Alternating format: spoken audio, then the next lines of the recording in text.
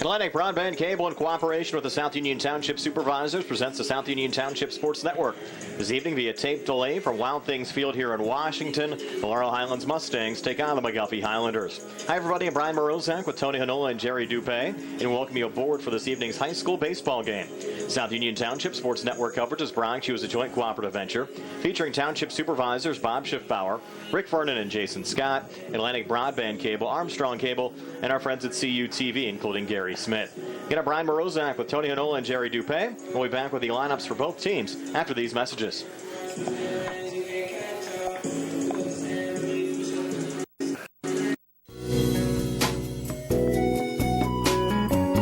Centers for Rehab Services, CRS, a part of UPMC and the Center for Sports Medicine, is a proud sponsor of the South Union Township Sports Network and its coverage of area youth sports.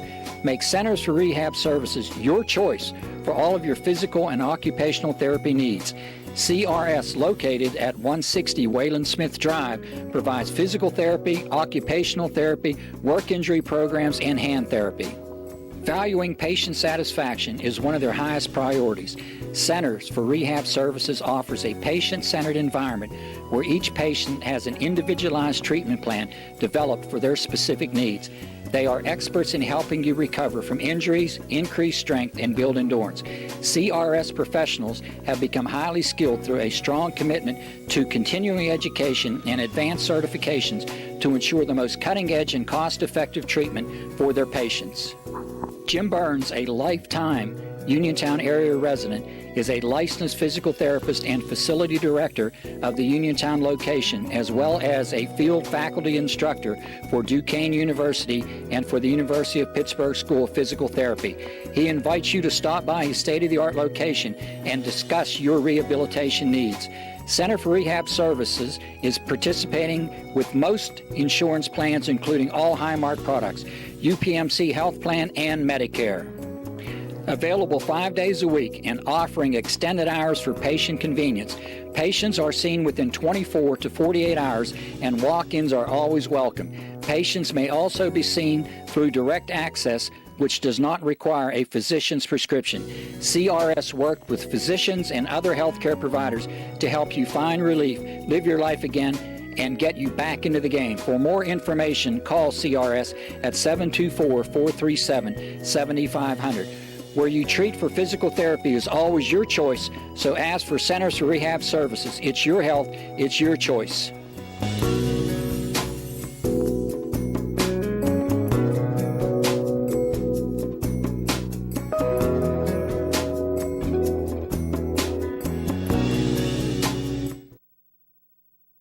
Brian Morozak and Tony Hanola back here at Wild Things Field. The Laurel Highlands Mustangs and McGuffey Highlanders both playing their second game of the WPIAL high school baseball regular season. And Tony has your starting lineups. All right, for the Laurel Highlands Mustangs, starting out, leading off is number 6, Dylan Bonner, a senior, starting in center field. Batting second, number 8, Santino Mera, a junior, starting at second base. Batting third, number 9, Nate Simkowski, a junior. He'll be DHing tonight.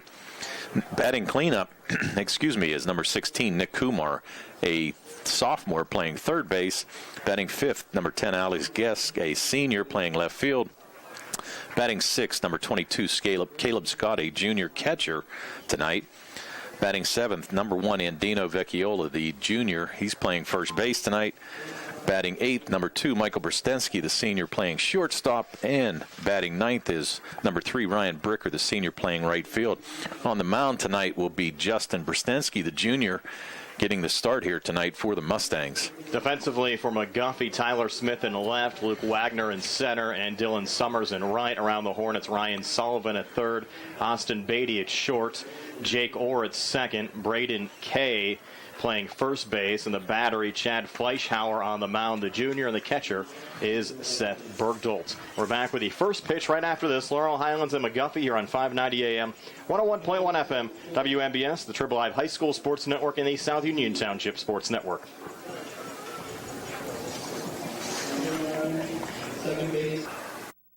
Davis and Davis, attorneys at law. Every person who's been injured, when they come in, has an expectation that their case is important, and it is to us.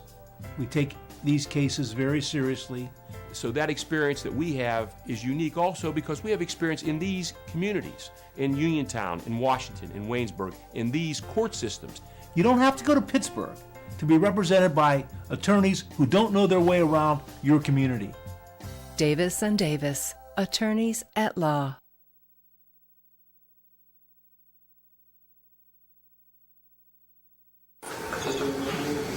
Prime Rozak and Tony Hanola back here at Wild Things Field, just about set to go. The Laurel Highlands Mustangs taking on the McGuffey Highlanders. What do you expect to see here tonight, Tone? Well, I expect to see a lot of hitting from the Mustangs. They were able to score 10 runs in their first game. Grant you, as we mentioned, it was on 6 errors, but they've got some pretty good bats in this lineup. A lot of guys hitting here so far this year. It'll be interesting to see how their pitching holds up. I do know that they have 4 left-handed starters in their rotation and out of 7 pitchers, so that's an extremely big luxury here in high school baseball. You don't see a whole lot of lefties on the mound, and the Mustangs have 4 of them, so that's a good sign for them going into this season. Laurel Highlands 16-4 a season ago, defeated Fox Chapel 6-5 in a WPIAL first-round playoff game played at Hempfield. Laurel Highlands had a rally for a win there and then lost to Mars 6-2 in the WPIAL quarterfinals. That game was played out at West Mifflin High School. Of course, McGuffey, Tone, they're looking for their first WPIAL playoff appearance since 2004. Well, they've got a lot of young kids, Brian, and that's what we were saying. They've got a lot of big numbers, really. I mean, we were looking at their batting averages from last year. You got Jake Orr, he's playing second base today as a sophomore. Last year as a freshman, he hit .341. You have Luke Wagner, center fielder, sophomore this year as well. He hit .261. So they've got a lot of experience playing, and that's a good thing. And with a new coach, it'll be interesting to see what type of energy they have here tonight.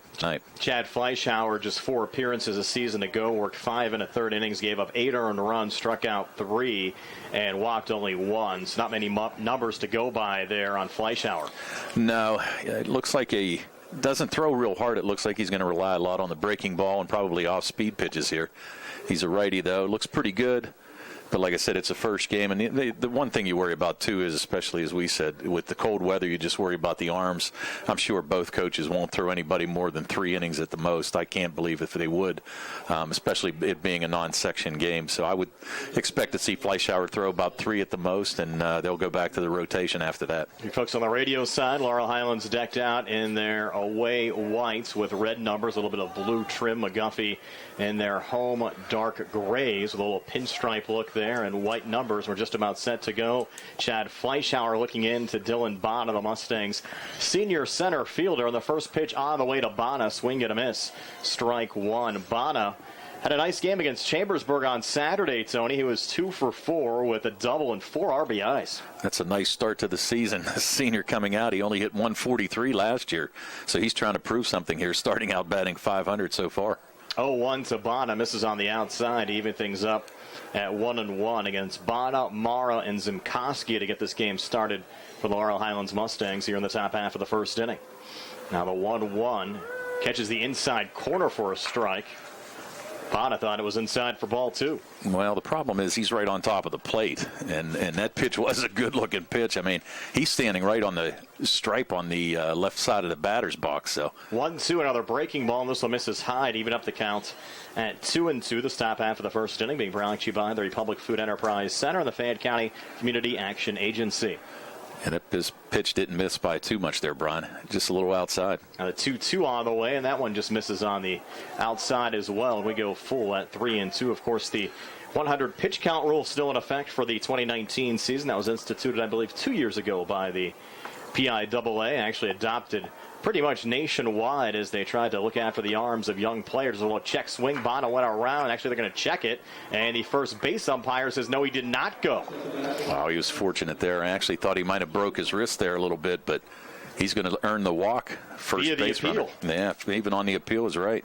First base umpire said he checked his swing, so luckily Bonus going to be on first base. So the Mustangs in business here in the top half of the first inning, and now Santino Mara coming to the plate. The Mustangs junior second baseman.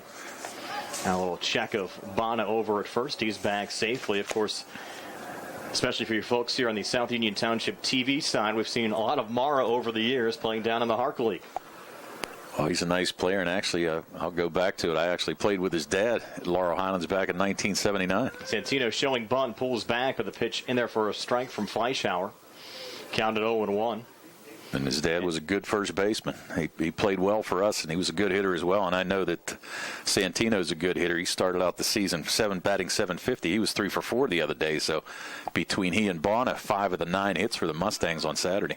Runner going, and Mara ropes this one. It's a fair ball down the left field line. On his way to third is Dylan Bonner. He's in there safely, and now Mara right in between first and second will retreat to the first base bag. So Santino Mara reaching with a single to left. You mentioned Mara was 3 for 4 against Chambersburg. Also picked up an RBI in that game. And the Mustangs now with both Bonner and Mara reaching safely here in the top half of the first inning. Right, and a good start. He just hit a hanging curveball right there. Fleischauer just threw that ball up around his eyes. Merritt able to turn on it and drive it down the line in left field. Nice job of hitting by Santino. That'll bring up Nate Zimkoski, who is the Mustangs' designated hitter here today. And Zimkoski gets hit in the back by a breaking ball from Fleischauer. And that will load up the bases here for Laurel Highlands with nobody else here in the top half of the first inning. Zimkoski was 1 for 4 against Chambersburg with an RBI on Saturday, but getting hit with the first pitch here from Fleischauer now loads up the bases for Laurel Highlands with Nick Kumar coming to the plate. Yeah, but I'll tell you, Nate had a fantastic year last year for the Mustangs. For sure. As a sophomore. Batted .390 for the Mustangs and did well, so he's definitely earned a spot on this team this year. And Nick takes the first pitch outside for ball 1. Nick even saw some varsity playing time as a freshman late in the season for Laurel Highlands, but he was 0 for 4 against Chambersburg on Saturday. A little line drive here, gloved down by Sullivan to record the first out of the inning, and Sullivan was looking all around there for a possible double play. Yeah, he was looking all around. He surely wasn't going to get anybody, but that was a shot by Kumar. Luckily, Wagner was in the right spot. I'm sorry, Sullivan was in the right spot there, because that could have been trouble. I think that ball would have went down the left field line, would have scored 2 runs, possibly 3. And I'll bring up Alex Guest batting from the left side, and he'll take the first pitch low and outside for ball 1. So you have Bonner down at third, Santino Mara at second, and Nate Zimkoski on first. 1 out as we work here in the top half of the first inning. This game scoreless. Now the 1-0 to Alex Gask, and he'll hit this high and wide here down the right field line. That ball will go foul. It's off the wild deck out there. Yes. Off the dessert den. Gask just a little ahead of that. You could tell the Wild Things season doesn't start for another month and a half. A lot of the sponsorships not out there yet in the outfield. And this ball also hit foul down the right field line. Count remains 1-2 from Fleischauer to Gesk. Now, if I was Fleischauer pitching right here, I would throw this ball outside corner down and low. Guest has been able to turn on the last 2 pitches, having no trouble whatsoever. Maybe Fleischauer can throw the ball down and away and try to get Guest to chase here, because he's definitely catching up to anything he's throwing right now. Now the 1-2 again, Fleischauer to Gesk. Fleischauer lines and fires. Gesk a ground ball to first, and coming home here is Kay, getting the force out at home to retire Dylan Bonner. So a heads-up play there from Braden Kay, the McGuffey first baseman, getting the lead runner Bonner to retire Gesk 3-2. Actually on the fielder's choice. Well, now all of a You don't sudden, see that too much. No, you don't. Now all of a sudden, I mean, the Mustangs were ready to go, and now all of a sudden 2 quick outs. Now it's going to be left up to Caleb Scott, the junior catcher. Scott was 0 for 2 with a run scored against Chambersburg. Takes the first pitch here outside for ball 1. Of course, Scott also a star down at the Hark League over the last couple of seasons. He does a nice job as a catcher. For sure. His dad, Jason, one of the South Union Township supervisors as well. Takes another pitch low here from Chad Fleischauer, and Caleb Scott ahead 2-0. And that was a nice block there by Seth Bergdahl behind the plate. That ball was low. It was about a 55-foot pitch instead of a 60-foot pitch. He did a nice job keeping that ball in front of him, saving a run. Now the 2-0 Fleischauer to Scott, and Caleb with a little 1 or maybe actually 2 or 3 hopper here in the center field in front of Luke Wagner. That'll score a pair of runs. As coming around to score on the play, Santino Mara, Nate Zimkoski.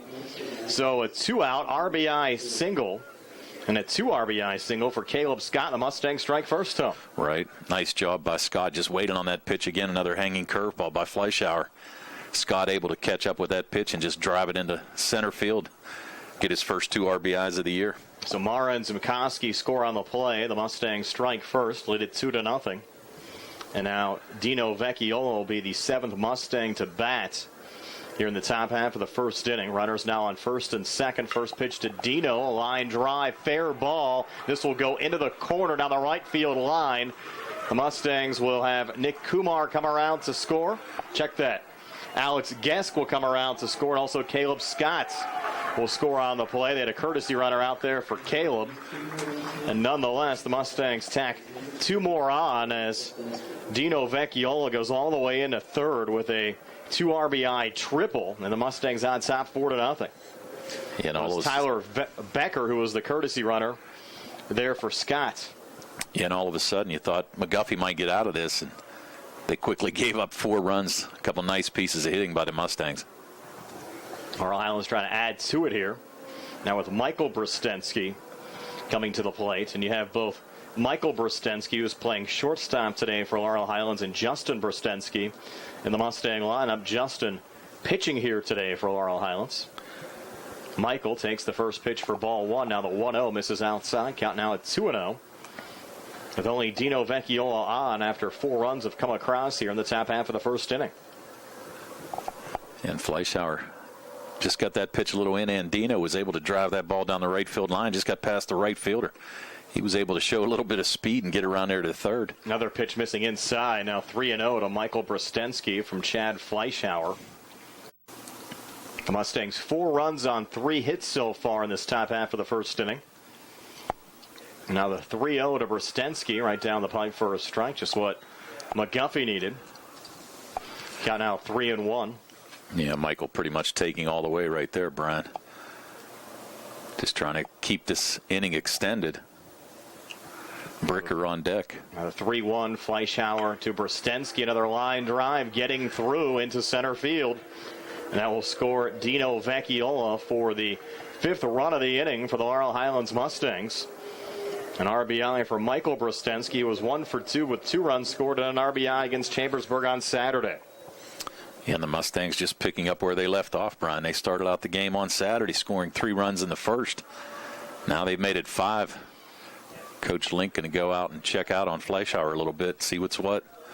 Talk to him, try to settle him down. Ryan Bricker will be the 9th Mustang to bat here in this top half of the first inning. Let's see if we have an early pitching change here on the McGuffey side. We mentioned George Link, a longtime coach over at Bentworth, now in his first year as the head coach of the McGuffey Highlanders. McGuffey just 3-16 a season ago, went 1-13 in Section 3 4A play, moving down to 3A play for the 2019 season due to the WPIAL realigning with conferences for the new season. They do that every 2 years. It looks like for now that Fleischauer will remain in the game on the Highlanders side. You often see a lot of substitutions as well in these early season games. Oh, definitely. And you really can't say he's throwing bad. He actually had a chance to get out of that inning. Correct. But then Guest caught up to him and Caleb Scott's, and all of a sudden he's in trouble. A runner going here. Pitch was low, and sliding into second safely is Michael Brostensky. Ryan Bricker, who's at the plate right now for Laurel Highlands, did not pick up a plate appearance against Chambersburg on Saturday. And actually rolled that first pitch in for a strike, 0-1 to Bricker from Chad Fleischauer. Yeah, I thought the pitch was inside, but now the 0-1 is a swing and a miss there from Bricker. Count now 0-2. We were joking around, Tony, before the start of the game. We were actually still in basketball mode. Of course, we were working the USCAA tournament about 2 weeks ago. Now the high school baseball season getting underway. Brostensky going again, and this throw goes into left field, and that will allow Michael Brostensky to score on the play. That's 6 already across here for Laurel Highlands in the top half of the first. And Michael, nice piece of base running there. And left fielder Smith was playing pretty deep, so once that ball got into the outfield, Michael had no trouble whatsoever scoring. So all of a sudden, we went from possibly being out of this inning with no runs scored to 6 runs scored for the Mustangs. 6 runs on 4 hits so far. There's a swing and a miss from Bricker, and that will be strike 3 to end the inning. So the Mustangs send 9 men to the plate, pick up 6 runs on 4 hits, and lead McGuffey 6-0 after half of inning of baseball here at Wild Things Field in Washington on the Radcliffe Law Firm High School Sports Net on WMBS, the 555 High School Sports Network, and the South Union Township Sports Network.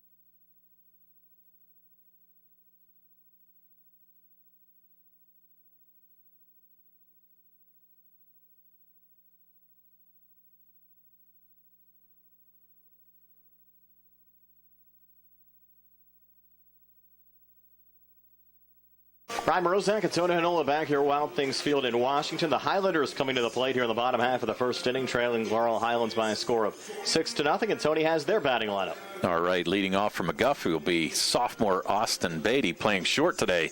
Batting second, sophomore Jake Orr, their second baseman. Batting third, junior Ryan Sullivan, playing third base today. Batting cleanup, sophomore Luke Wagner, playing center field. Batting fifth, Braden Key, a junior, playing first base. Batting sixth, pitcher Chad Fleischhauer, he's a junior. Batting seventh, Seth Bergdahl, the junior who's catching today. Batting eighth, Dylan Summers, the right fielder who's also a junior. And batting ninth is Tyler Smith, the junior left fielder today for the Highlanders. You mentioned the number of left-handed pitchers the Mustangs have at their disposal this season. One of them is Justin Brostensky, who's on the mound today. Caleb Scott catching for the Mustangs. Nick Kumar playing third. Michael Brostensky playing short. Centuno Mara playing second. Dino Vecchiola playing first. The outfield has Geskin left, Bana in center, and Ryan Bricker in right. And the first pitch from Justin Brostensky to Austin Beatty misses for ball one. And we actually saw Justin pitch last year against the Uniontown Red Raiders and defeat him. He looked pretty good. Started out a little shaky, but did well the rest of the game and ended up picking up the win. It came off the JV squads. A pitch there, and here's a ground ball. And a throw over to first, not in time, and it was very close over at first between Vecchiola and Austin Beatty, the leadoff hitter for the McGuffey Highlanders. Well, regretfully, I think we're going to have to give Nick Kumar an error here, and that's how the scorer scored it as well. Nick with an error, E5. A high throw coming over there from third base from Kumar. Yeah, a little bit different, too. That ball got down to him pretty quick on this turf, but thing of it is just a little high throw, didn't follow through on it. Now at the plate, Jake Orr for McGuffey. And as we said, Orr, fantastic freshman year last year, batting .341. No home runs and 6 RBIs. Sophomore second baseman took ball one. Now the 1-0. That pitch misses for ball two. And you can see why George Link was happy to come in and get this head coaching position. He's got a lot of talent and a lot of, well, all underclassmen. I shouldn't say a lot of underclassmen, all underclassmen here for McGuffey. The 2-0 on the way, and that pitch misses high and outside. Count out 3-0. Had a number change there on Orr. They had him in the books wearing number 8, actually wearing number 11 here today. It's early in the year, I guess. 3-0 in there for a strike. Count now 3-1 this half inning. Being brought to you by Fayette County Commissioner Vince Facides at work building Fayette County's future. And at this point, it's kind of interesting. Justin Brostensky coming out just trying to get his bearings right now. 3-1 pitch misses for ball 4. So Laurel Highlands had a hot start in the top half of the first inning. McGuffey getting their first 2 runners on here in the bottom half of the first inning as Orr draws a walk. Yeah, and all Justin needs to think about right now, Brian, is just say, okay, wait, we have a 6-run lead here. We're in the bottom of the first. All I need to do is throw strikes. Now the junior third baseman Ryan Sullivan will come to the plate here for the McGuffey Highlanders. Sullivan batted .229 a season ago with an RBI. Trying to keep this bottom of the first going here for the Highlanders. He'll take the first pitch low for ball 1. And you mentioned Justin Brostensky saw a little action on the mound on Saturday against Chambersburg as well. Right. Came in after Andino Vecchiola. 1-0 here in for a strike, even up the count at 1-1. And that was kind of an odd game for Laurel Highlands. They played Chambersburg out of District 3, which is out near the Harrisburg area, that region. And the game played in Latrobe. And talking to Laurel Highlands head coach Scott DeBerry, he said it was bitterly cold with strong winds on Saturday, and that one chopped foul by Ryan Sullivan. Count now moves to 1-2. Yeah, and they played at Latrobe, and the thing of it is that Latrobe field's up on a hill, and there's nothing around it, so it gets pretty breezy up there. I could imagine. I went skiing on Saturday, believe it or not, and plenty of winds up there at Seven Springs as well. Oh, yeah. 1-2 pitch on the way. Swing and a miss. Strike 3. So down goes Sullivan. And maybe settle down Justin Brostensky a little bit. Yeah, Sullivan retired. Yeah, Justin had a rough go of it on Saturday. Only pitched a third of an inning. It gave up 3 runs on 1 hit, but walked 3 batters, and that's something he's going to have to work on, especially getting ready for this section play. But that was a nice breaking ball there. kept Sullivan off balance there and able to get his first strikeout of the game. Now Luke Wagner coming to the plate. The center fielder for the McGuffey Highlanders takes ball one. Low and outside from Brostensky. It's interesting, Tony, that all 9 Highlanders in the lineup today all saw varsity action a season ago. Yeah, I was trying to figure out. I went through their lineup. I was trying to figure out how many seniors they lost, and I wasn't able to tally it up. But couldn't have been too many because all these players right now from McGuffey saw a lot of action last year, Brian. I mean, it's not like they only played a game here and there. I mean, a lot of them played 16, 18 games, and that's impressive, and that's great experience for them, that's for sure. 1-0 pitch missed inside. We're now 2-0. Now swing and a miss out of Wagner. Count now moves to 2-1. And of course, the same can't be said from Laurel Highlands, who lost a nice group of seniors, and many of those seniors that graduated after the 2018 season went on to play college baseball as well. Definitely.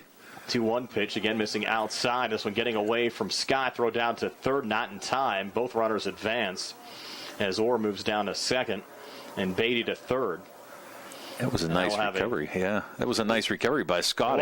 I thought he actually got the runner at third there for a minute. Nick Kumar did too, the way he was holding the tag, but the umpire saw it a little bit different. So now runners on second and third. Beatty at third, Orr at second. One out in the inning. Luke Wagner at the plate, and the count 3-1, and a 3-1 pitch from Brostensky misses outside, and that'll load up the bases. So Laurel Highlands, who plated 6 runs in the top half of the first inning, load them up here for the Highlanders in the bottom half of the first inning, and now Braden Kay will come to the plate.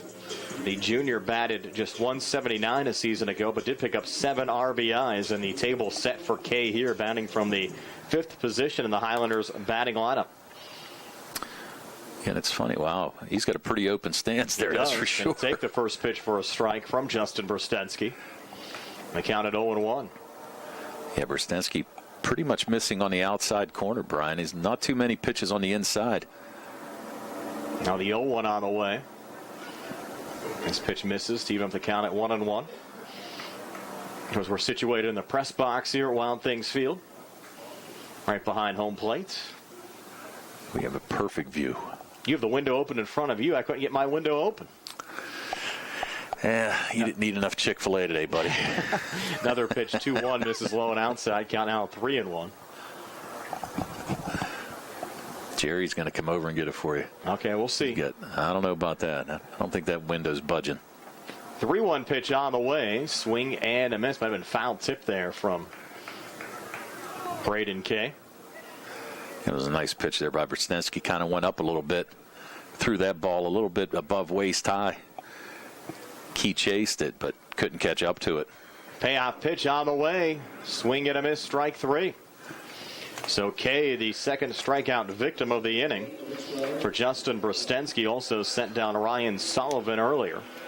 Now the bases loaded with 2 outs. This would be huge for Laurel Highlands to get out of this bottom half of the first inning with no damage done. And we thought back in the top half of the first inning that Chad Fleischhauer had an opportunity to escape without any damage being done. He was not as fortunate as the Mustangs. Bats got hot late in the inning and ended up plating 6 runs. And now Fleischhauer at the plate takes ball 1 here facing Brostensky. Justin sent to go now with a 1-0 pitch, which catches the outside corner to even up the count at 1-1. Yeah, that was a beautiful pitch. Fleischhauer didn't agree with it, but that caught the outside corner. We have a perfect view here of the plate. Fleischhauer batted .273 a season ago, picked up an RBI. And he has to dig after that one. And Kumar with it at third, long throw over to first. And it's in time to retire Fleischhauer. So Kumar, tough throw there, but retiring Fleischhauer to end the inning. So McGuffey ends up stranding 3. And we'll head to the top half of the second inning with Laurel Highlands leading McGuffey 6-0 here on 590 AM, 101.1 FM, WMBS, the Triple Live High School Sports Network, and the South Union Township Sports Network.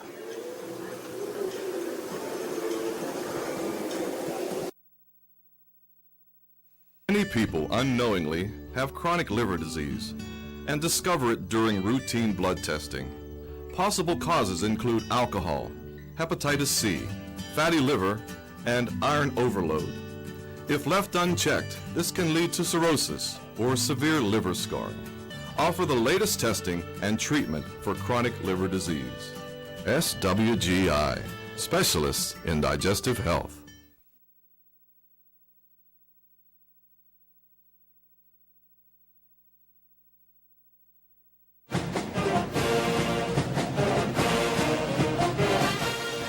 Good luck to the Mustangs from the South Union Township Supervisors, Rick Vernon, Jason Scott, and Robert Schiffbar.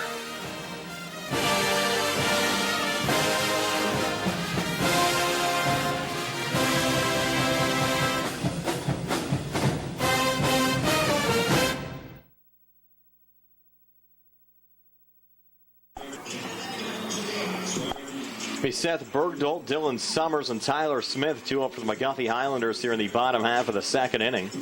Laurel Highlands Mustangs leading McGuffey 6-0. The Highlanders didn't pick up a hit, Tony, in the bottom half of the first inning, but did load the bases. Loaded the bases and left them all stranded. Nice job by Justin Brostensky to get out of that first inning.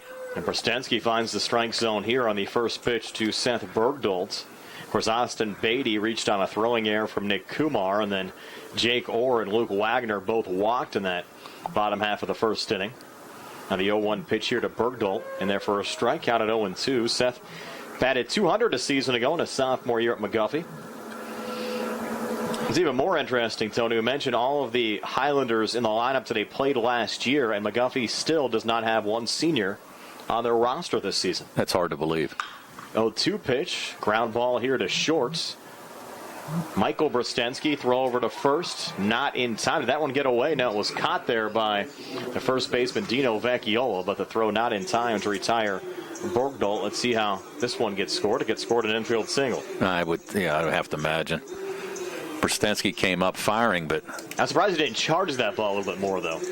He's playing a pretty deep short, but especially here, you would think that with the turf and everything, you think that this is going to pick up speed, but it's still cold and wet. Correct. And, so it's not going to pick up as much speed as you think. That was a slow roller for an artificial surface here at Wild Things Field. Now Dylan Summers coming to the plate, showing bunt. Now time called. I think they called a balk. They did. Yeah. I don't know what he did. I didn't pay attention. He must have moved his hands when it came into set position. Yeah, you can see the umpire saying that he moved once he came set. So that's going to put Bergdahl at second. Summers at the plate without a pitch getting thrown to Dylan yet. Maybe an intentional walk here? No. Had Scott come out. No, Scott's just setting up the defense, giving signals to set up the defense where they want to play. If they want to play in or try to cut the run down at third or whatever they want to do here. First pitch here to Summers. Fastball misses high and inside. 1-0. Summers batted .188 a season to go with an RBI.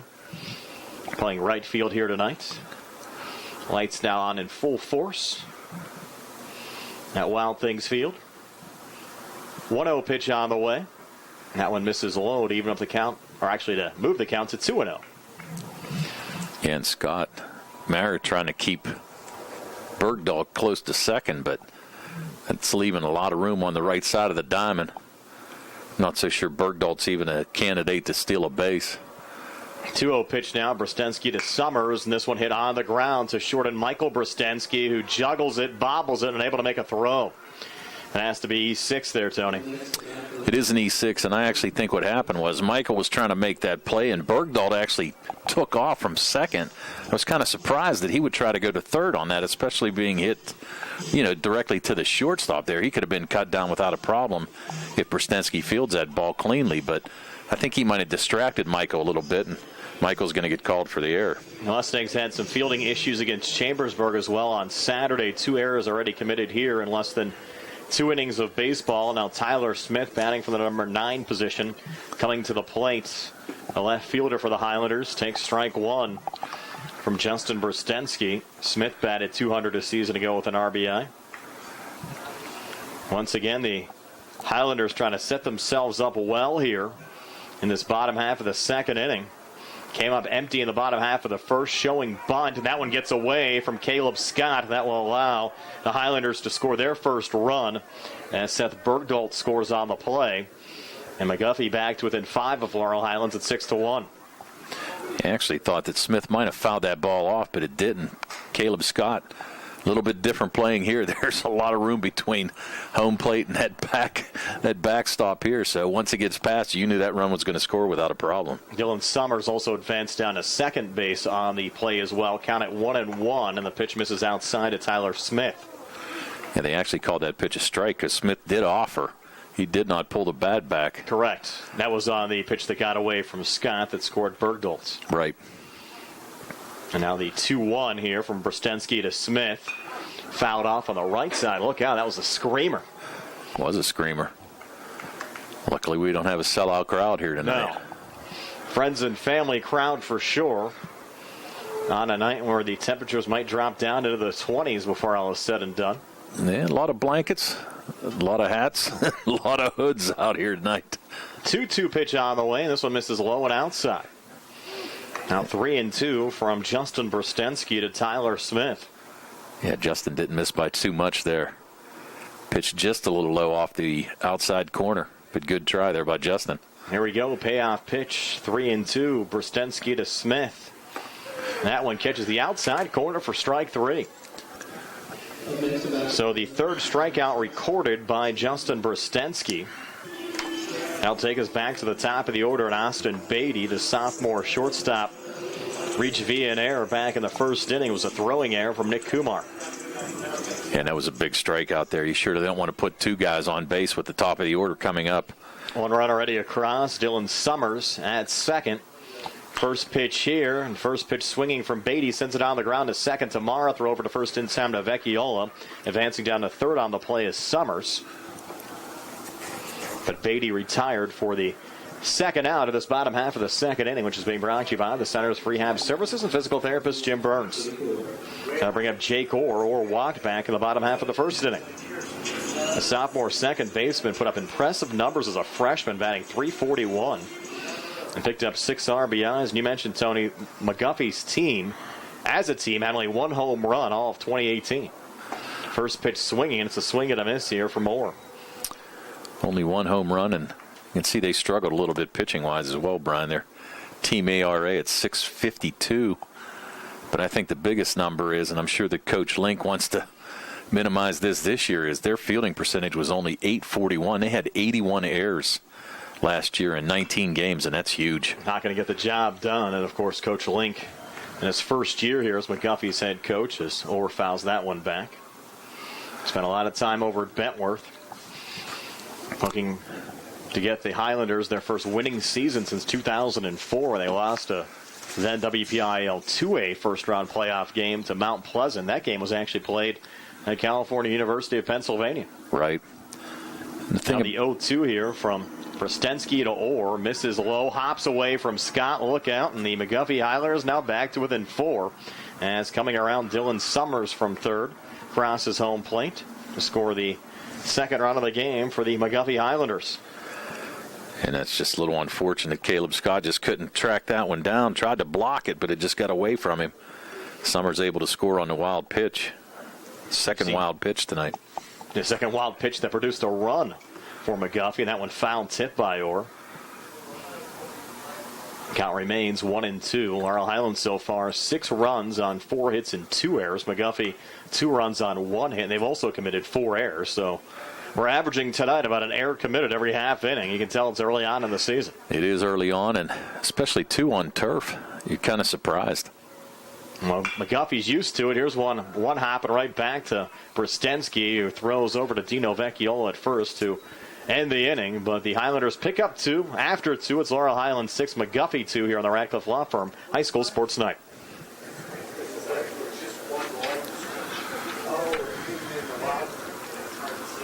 Creditors calling you day and night?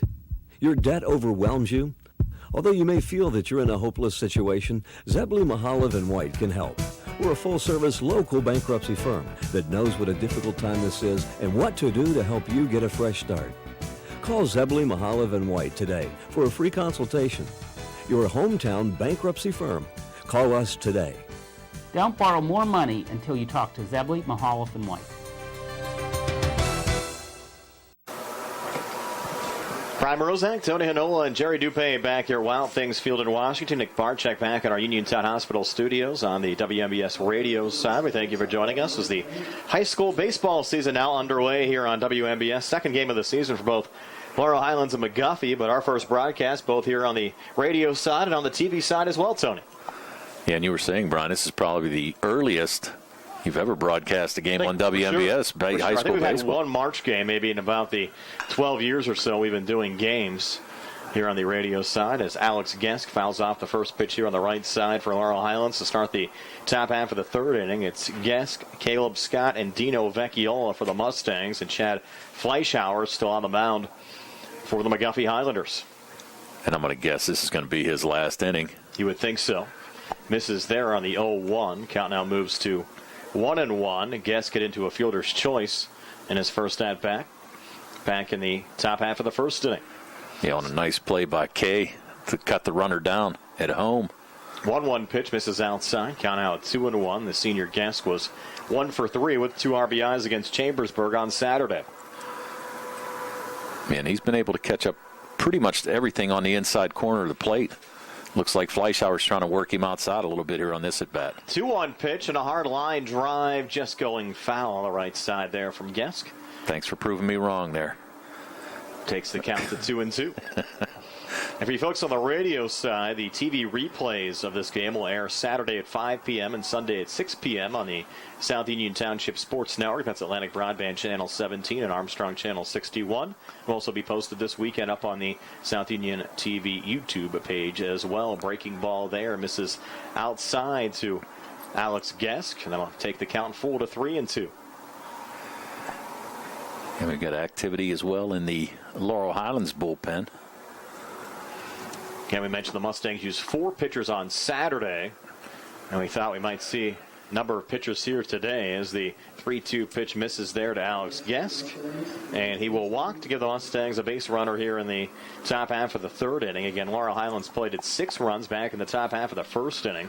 Just had 1 base runner in the top half of the second inning. That was Nate Simkoski, who reached via an error. Now Caleb Scott will come to the plate. Scott with a 2 RBI single in his first at-bat. Swings to the first pitch here and pops it foul over the screen line of play. Might have heard it hit there right in front of our camera. That's right. Jerry Dupay close to a souvenir. I think he did forget his glove, though, in the car on the way up. Yes, I saw him.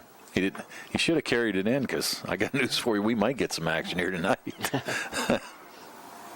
Seen a couple screamers out there so far. Now the 0-1, Fleischhauer to Scott, another breaking ball, and that one plunked Caleb. You had Gesk running on the play. He'll get second without the stolen base. And Scott hit by a pitch. As a catcher, probably didn't faze him much, especially with that breaking ball.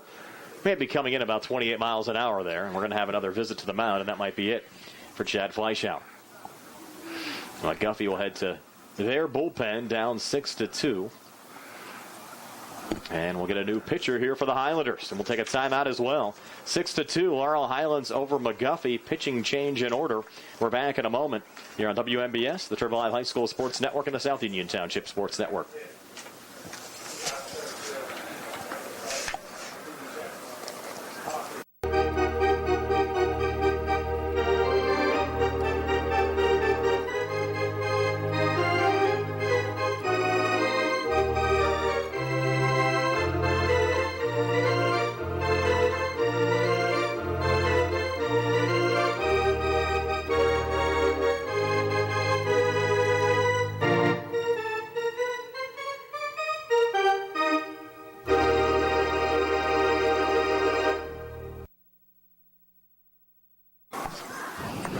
Back here at Wild Things Field in Washington, Austin Beatty, the new pitcher for the McGuffey Highlanders. And Austin Beatty, of course, was playing shortstop. Brock Wallace comes off the bench to take Beatty's place at short as Fleischhauer exits the game on the Highlanders side. Get some final numbers there on Fleischhauer, Tom? Well, yeah, can't finish up the runs yet because obviously he's responsible for the 2 players on there. But he walked 2 men, struck out 2, and gave up 4 hits. And as we said, he's responsible for both Gesk and Caleb Scott on second and first here for the Mustangs with Andino Vecchiola coming up. He had a triple his last time up. Couple of RBIs as well. Swings to the first pitch here and hits it high into center field. But getting under it and making the grab there is Luke Wagner for the first out of the inning. Runners hold their positions on a quick relay in from Wagner to Ryan Sullivan down at third.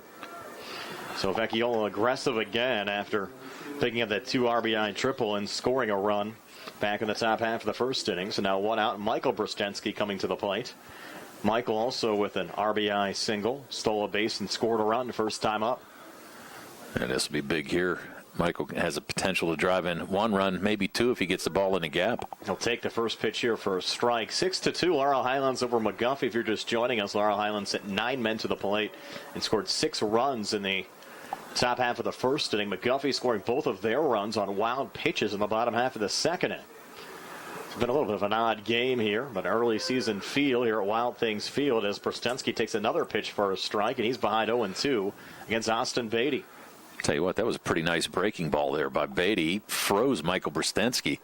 I think he was sitting dead red looking for the fastball and got that curveball. Nice job by Beatty. 0-2 pitch, will check swing, then pulling back is Brostensky. Pitch misses outside, counting out 1-2.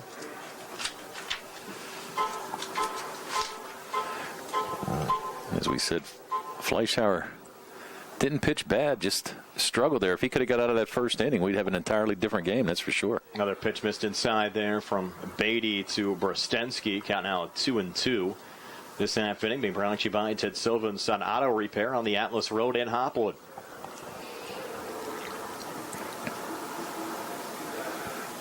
Now the 2-2.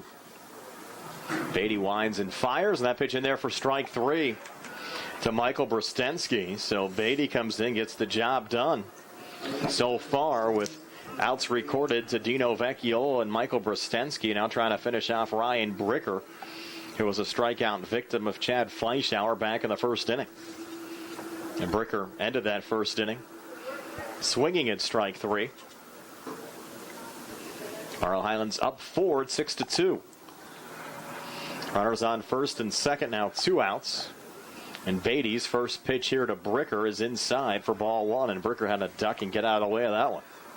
Yeah, I actually thought that was going to hit him right in the helmet. And he's probably pretty fortunate he didn't drop that bat either. Mine almost was a foul ball. We've seen a couple of those. We've actually seen a few in those situations bounce back into play over the years. Another one missing inside here from Beatty. It was down at McKeesport last year. Yes, it was. I was trying to think of what game we saw. But, yeah, that's exactly where it was. We were right behind home plate. 2-0 pitch. Swing and a miss. Won't be making a trip down to McKeesport this year. The McKeesport Tigers actually in 4A this year. Laurel Highlands in 5A. And Laurel Highlands with a new look conference for sure. We'll pass some of the conference information along later on in our broadcast. But if you're going to follow the Mustangs this year, you might be putting some extra miles on your car as well. No, you're definitely going to put some extra miles on the car.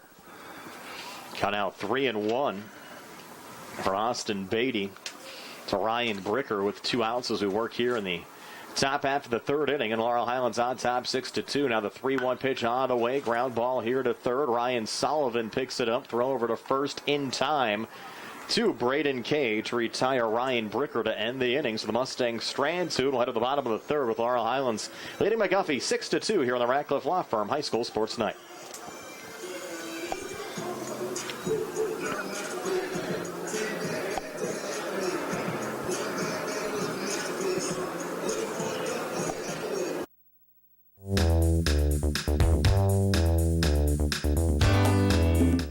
Turn to the experts. Fayette Furnace Company Incorporated, serving the Tri-County area since 1920. The area's oldest and most reliable heating and cooling contractor, specializing in Carrier equipment. Employee owned and operated, choosing Fayette Furnace Company and Carrier not only gives you over 200 years of experience, but gives you the experts to help you solve your home's comfort needs. And call Fayette Furnace Company and Carrier to solve your home comfort needs today. Call 724-438-5400 or look up Fayette Furnace Company on the web at FayetteFurnaceCompany.com. Turn to the experts, almost 100 years of serving the Tri-County area. For more information, call Mike at 724-438-5400.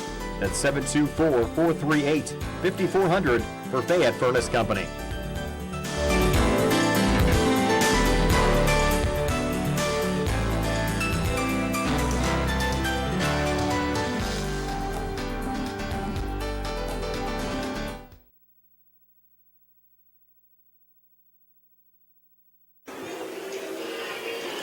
Ryan Sullivan, Luke Wagner, and Braden Kay due up for the McGuffey Highlanders here in the bottom half of the third inning. It's Laurel Highlands 6, McGuffey 2. Brian Morozak alongside Tony Hinola and Jerry Dupay. Nick Barczyk back in our Uniontown Hospital studios on the radio side. Nice to have you along with us from Tuesday night. High school baseball here in the final week of March. Here on WMBS, the Triple I High School Sports Network and the South Union Township Sports Network, as Ryan Sullivan fouls off the first pitch there from Justin Brostensky, who's starting his third inning of work for the Mustangs. And as we said, we can't imagine anybody's going more than 3. We saw Nick Kumar warming up in between innings down in the bullpen for the Mustangs. No, one pitch misses outside there to Ryan Sullivan to even up the count at 1-1. This half inning being brought to you by Russ Blejo, your local Allstate insurance agent. Remember, you're in good hands with Russ Blejo and Allstate. In the final book on Fleischauer, 2+ innings. Up. 1-1 pitch and a hard ground ball here hitting a center field. So leadoff single for Ryan Sullivan to get this bottom half of the third inning started for the McGuffey Highlanders. Yeah, that was a nice shot right up the box there by Sullivan. He's got their second hit of the game. Just to finish up, Chad Fleischauer pitched 2+ innings, gave up 6 runs, all earned, struck out 2, gave up 2 walks, and gave up 4 hits against the Mustangs. So, as we said, if he got out of that first inning, would be an entirely different game, but not able to get out, and Mustangs able to pin up 6 in that first inning. But nice job by Fleischauer, settled down for the next 2 innings. Luke Wagner now at the plate, takes the first pitch outside. Nice little snare there from Caleb Scott. That pitch was going wide there from Justin Brostensky. Count at 1-0. Wagner walked back in the first inning. Sophomore center fielder batted .261 with 10 RBIs a season ago. 1-0 pitch now from Justin Brostensky, and this one fouled off on the left side. Even up the count at 1-1 with Ryan Sullivan on first for the Highlanders of McGuffey. I mentioned both of these teams with new look conferences this year. McGuffey moving down from 4A to 3A. McGuffey and Uniontown were actually in the same conference a season ago. It was Ringgold, West Mifflin, Bell Vernon, South Park, Uniontown, Keystone Oaks, Elizabeth Ford, and McGuffey for 2018. While the Highlanders now in 3A as that pitch was low and allowed Ryan Sullivan to get down to second. Missed for ball 2. Now 2-1 to Luke Wagner. And Sullivan slides into second safely. Yeah, this year the Highlanders in 3A with Washington, Bent Center, Charleroi, Keystone Oaks, Southmoreland, and Waynesburg. And you look at that conference, and this one again getting away from Scott. And Sullivan advances down to third. And you look at McGuffey's conference, they're not going to have to really log too many miles there. Most of their opponents relatively close to their district. Yeah, the only common denominator between 18 and 19 is Keystone Oaks, but you're right, they have a whole lot less travel than they did a year ago. Going to be kind of interesting, too. It actually knocked down as well from 7 teams to 6. Correct. And now we're going to get a glove change here from the catcher, Caleb Scott. We've seen a couple get away from Caleb tonight, and maybe the new glove might do the job. And we're also going to see a little more activity here in the Mustang bullpen as well. As jogging out there, number 25, Garrett Myers. Maybe a little extra stick-em on this new glove for Scott. Maybe a little more broken in. Might have got a new catcher's mitt for the season, and those are tough to break in, I can tell you. Now the 3-1 pitch on the way, and this one a little nubber on the right side. The play is actually going to be made by the first baseman who flips it back.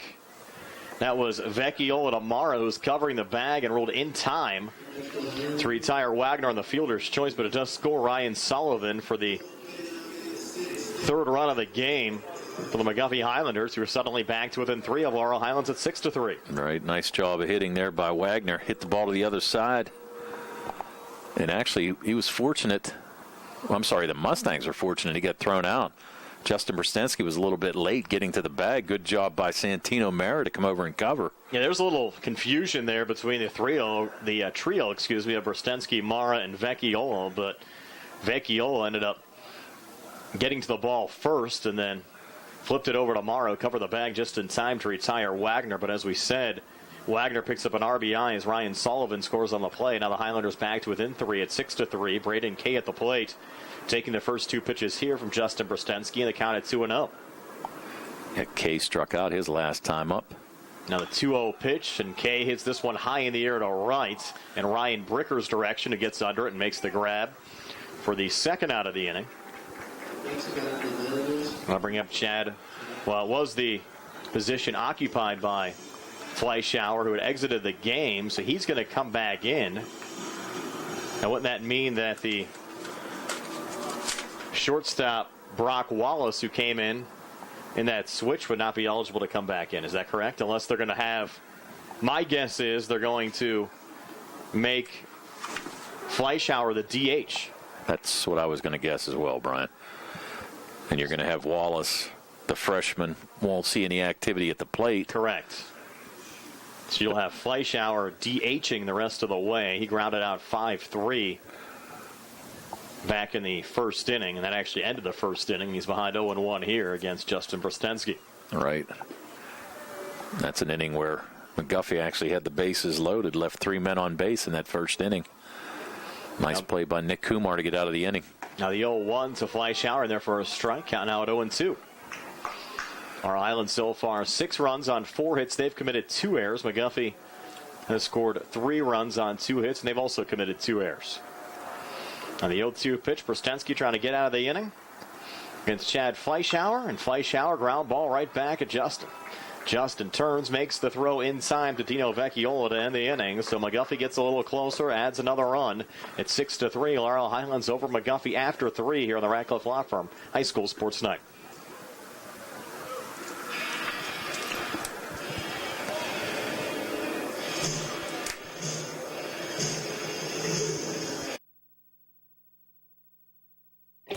At what point did everything change? When did service get taken out of service industries? It's too bad, because people are busy these days. At life, at work, at play. When it comes to your hard-earned money, you want service. Real service. From a person you know and a face you trust. At a bank where changing with the times doesn't mean leaving people behind. We're proud to be a part of your community. We're United Bank. At your service.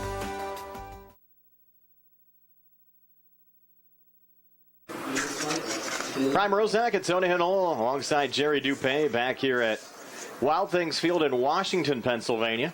The Laurel Highlands Mustangs leading the McGuffey Highlanders 6-3. As we move to the top half of the 4th inning, Dylan Bonner at the plate. Takes ball 1 inside from Austin Beatty, who came on in relief, and Chad Fleischauer. And for the 3rd time already in this game, Tony, it's Bonner, Mara, and Zimkoski to get an inning started here for the Laurel Highlands Mustangs. 1-0 pitch, check swing, roll to strike to Bonner. Count now even at 1-1. This half inning being brought to you by General Dentist Dr. Edward Wietek. And as we said, Bonner came in batting .500, 2 for 4 on the day on Saturday. 0 for 1 here tonight. He flew out to the second baseman last time up and reached base on a base on balls to start off the game. 2-1 pitch here. Bonner, a little number on the left side, goes foul. Count moves to 2-2. McGuffey just chipping away a little bit. Laurel Highlands start off this game with 6 runs scored in the top half of the 1st inning. Highlanders getting 2 back in the bottom half of the 2nd, getting another run back in the bottom half of the 3rd inning. Both of the runs scored in the bottom half of the 2nd inning were off of wild pitches. Got a fielder's choice RBI in the bottom half of the 3rd inning from Luke Wagner that scored Ryan Sullivan. Count now full here to Dylan Bonner. And we've got some activity now in the bullpen for McGuffey. 3-2 pitch misses outside for ball 4. So for the 2nd time in this game, Dylan Bonner walks. The Mustangs in business to start this top half of the 4th inning with Santino Mara coming to the plate. Mara singled to left field and scored a run back in the 1st inning. Flew out to left field, and Tyler Smith back in the 2nd inning. Mara was 3 for 4 with an RBI on Saturday against Chambersburg. Getting some instructions here from Laurel Highlands head coach Scott DeBerry. Well, you got to wonder, Scotty likes to play a little small ball every once in a while. You got to wonder if he's going to try to sacrifice Bonner over, or if you're just going to have Mara try to square around and kind of distract the catcher a little bit and have Bonner take off. Saw a little bit of that earlier as well. First pitch here to Mara. Misses low and outside. Mara not showing any indication there of possibly bunting. Pitch missed for ball one. And he's pretty good with a bat, and there's a huge hole on the right side of the infield. Second baseman, or shading towards a bag. 1-0 pitch misses inside. Runner going, throw down to second, and oversliding the bag is Bada, and he's out. So Bada just went too far. Yeah, he had it beat. I mean, he was definitely there, but just overslid, and you got to wonder, too, how'd he do that on that wet whatever's out there? I guess it's dirt in between, but wow. So he's going to be out 2-4.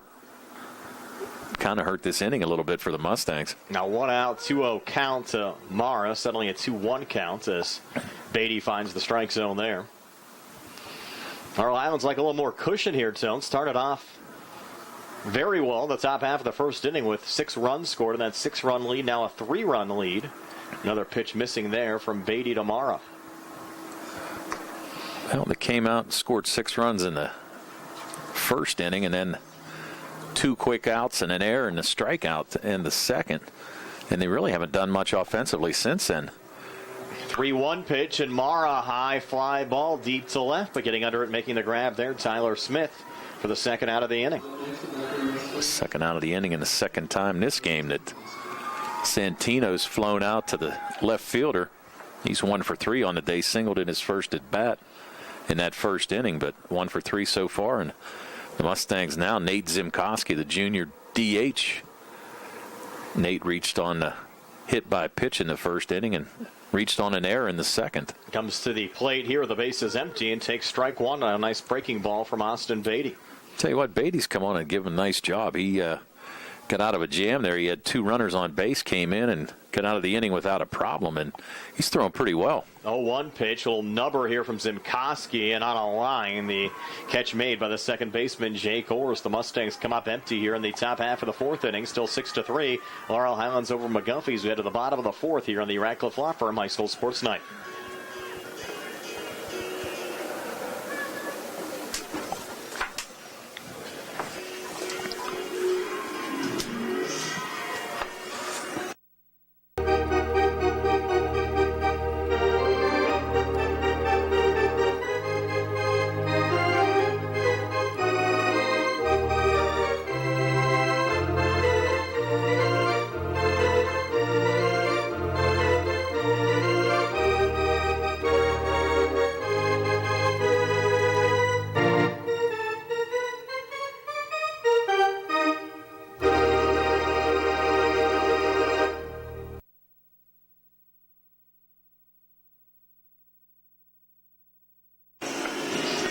Moving to the bottom half of the fourth inning here at Wild Things Field in Washington. Laurel Highlands leading McGuffey by a score of 6-3. We have a new Mustang pitcher, Nick Kumar, and also Greg Hench into the game to take Kumar's spot at third base, which means, at least according to what we see, Justin Brostensky's out of the game for Laurel Highlands. Yes, and Justin, final numbers on him. He went 3 innings for the Mustangs, gave up 3 runs, all earned, struck out 3, walked 2, and only gave up 2 hits. But a couple wild pitches ended up costing him a couple runs. So, Justin, pretty nice outing, though, for the Mustangs. McGuffey will have Seth Bergdahl, Dylan Summers, and Tyler Smith due up here in the bottom half of the fourth inning. Now trailing Laurel Highlands by 3 at 6-3. The Mustangs 6 runs on 4 hits. They've committed 2 errors so far. McGuffey has scored 3 runs on 2 hits, and they've committed 2 errors so far in the game. How about the red, white, and blue Stars and Stripes catcher's gear from Laurel Highlands catcher Caleb Scott? I see that. Pretty sharp. It is. I like that. Tell you what, though, a lot of hoods out there, too. A lot of undergarments. For sure. You know it's cold down on the field. Now into the 30s. We're at 38 degrees. Start off the game just over 40 degrees, and a swing and a miss there from Seth Bergdahl. You see one of those headgear contraptions on Greg Hench's mask down there at third. 0-1 pitch now on the way. Misses high, evens up the count at 1-1 to Seth Bergdahl, who had an infield single and scored a run on a wild pitch back in the second inning. Now time called here. A little talk between Nick Kumar and Caleb Scott. We mentioned the conference changes for Laurel Highlands as well. Last year the Mustangs had Franklin Regional, Gateway, Greater Latrobe, Albert Gallatin, Thomas Jefferson, McKeesport, and Woodland Hills in their conference. Things have changed for 2019. How about Trinity, Chartiers Valley, Albert Gallatin, Carrick, Montour, and West Allegheny? Not exactly neighbors to the Mustangs, with the exception of Albert Gallatin. Yeah, you've got a 10-minute ride there, and the rest of them are an hour. Correct. At least. I mean, you go out to West Allegheny, you're looking at about a 90-minute ride out there. Well, Montour as well. Correct. I mean, you got it's interesting. You got to wonder, especially in high school, because you're leaving. The games are always at 4. Ground ball to Hench at third. One hopper getting past the first baseman Dino Vecchiola on his horse. Seth Bergdolt will get into second, standing up. So Seth Bergdolt, I think you have to give that air to Hench over third on the throw. Yeah, you're going to have to. And Bergdolt aboard. Third air committed by Laurel Highlands so far in this game. And look out, the Highlanders posting a little bit of a threat here. Right, now you're going to have sophomore Ethan Barr come in as a courtesy runner for the catcher, Bergdahl. You're going to have a pinch hitter here for McGuffey as well. Brock Wallace is going to bat here for Dylan Summers. That's interesting. I'm not so sure how he did that. He came into play short, but now batting for the right fielder. So yeah, we've knocked out the confirmation as far as how it's going, but you have Brock Wallace, the freshman, now at the plate, taking ball one from Nick Kumar. Now Seth Bergdolt down at second, nobody out, and the Highlanders now with the game-tying run in the on-deck circle.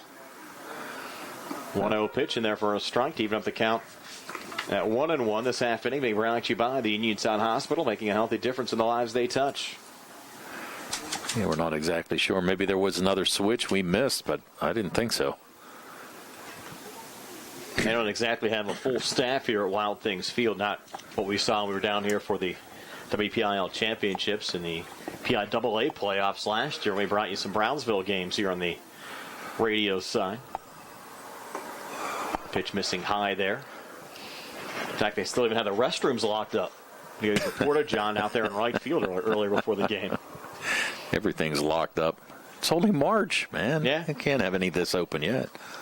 Wild Things don't get their season started. I think the home opener was May 25th we saw on the sign on the way up, so they have a while to go.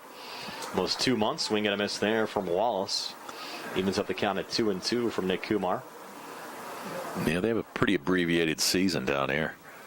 Yeah, they get a lot of the college players as well once the college baseball season ends. Mm-hmm. Usually play until mid to late August. Jerry mentioning to us that California's playing here on Friday. Correct. California High. A lot of the local high schools in Washington University, County. I'm sorry. A lot of the local high schools in Washington County have been utilizing this field as well. And you mentioned California University of Pennsylvania playing most of their home games here as well. So this surface stays busy as it should. And there's a little punch out on Brock Wallace for a much needed first out of this top half of the fourth inning for the Laurel Highlands Mustangs defensively, or bottom half of the fourth inning, excuse me. We get another pinch hitter here. That's 15. This is going to be on the McGuffey side. That's Christopher Hall. Batting for Tyler Smith, who struck out looking back in the second inning. Right, the junior. Hall's going to bat. Hall batted 200 last year for McGuffey. Saw action in 9 different games. No home runs, no RBIs. Seth Bergdolt at second. First pitch taken for a strike here from Chris Hall. With this being a non-conference game, certainly seeing more changes than we would maybe in the bottom half of the fourth inning during a regular season conference game. I think still a good experience for Laurel Highlands getting an opportunity to play on this field here early on in the season. And neither one of these schools have any trips south planned for the 2019 season. In fact, McGuffey went down to Myrtle Beach and the Ripken Experience a season ago. Laurel Highlands had a number of trips down there over the years as well, but have not headed south over the last 2 years. Laurel Highlands able to get their season started a little bit earlier this year than they did a season ago. They did not play their first game basically due to weather until April the 4th a season ago, and here we are now with already 2 games under the Mustangs' belts during the last week of March. 1-1 pitch Swing and a miss there from Chris Hall. And that was kind of an awkward swing there from Hall as the count moves to 1-2. And the Mustangs will be busy here over the next couple of weeks. They should have good weather, at least for the rest of this week, with still 2 more games on the docket this week before the conference opens up April the 3rd against Carrick. There's a swing and a miss, strike 3, so back-to-back strikeouts recorded by Nick Kumar. In fact, looking at the schedule ahead for Laurel Highlands, the home opener will be this coming Thursday, and that'll be a TV-only game against Connellsville, non-conference game. Our next TV radio simulcast game, the conference opener against Carrick, coming up Wednesday, April the 3rd. That'll be a 4 o'clock start.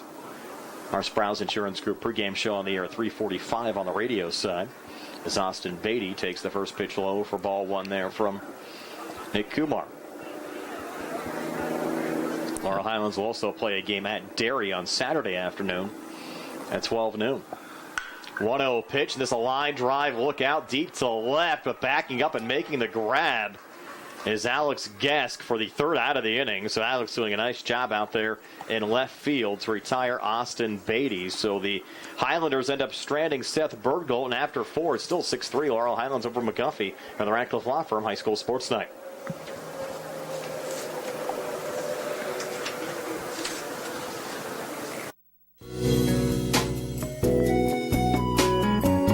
Centers for Rehab Services, CRS, a part of UPMC and the Center for Sports Medicine, is a proud sponsor of the South Union Township Sports Network and its coverage of area youth sports.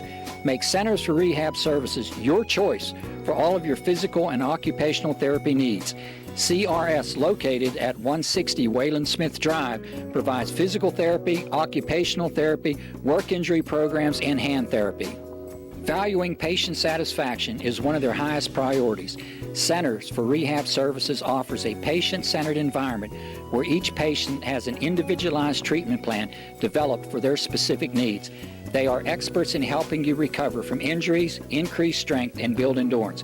CRS professionals have become highly skilled through a strong commitment to continuing education and advanced certifications to ensure the most cutting-edge and cost-effective treatment for their patients. Jim Burns, a lifetime Uniontown area resident, is a licensed physical therapist and facility director of the Uniontown location, as well as a field faculty instructor for Duquesne University and for the University of Pittsburgh School of Physical Therapy. He invites you to stop by his state-of-the-art location and discuss your rehabilitation needs. Center for Rehab Services is participating with most insurance plans, including all Highmark products, UPMC Health Plan, and Medicare. Available 5 days a week and offering extended hours for patient convenience. Patients are seen within 24 to 48 hours, and walk-ins are always welcome. Patients may also be seen through direct access, which does not require a physician's prescription. CRS worked with physicians and other healthcare providers to help you find relief, live your life again, and get you back into the game. For more information, call CRS at 724-437-7500. Where you treat for physical therapy is always your choice, so ask for Centers for Rehab Services. It's your health, it's your choice.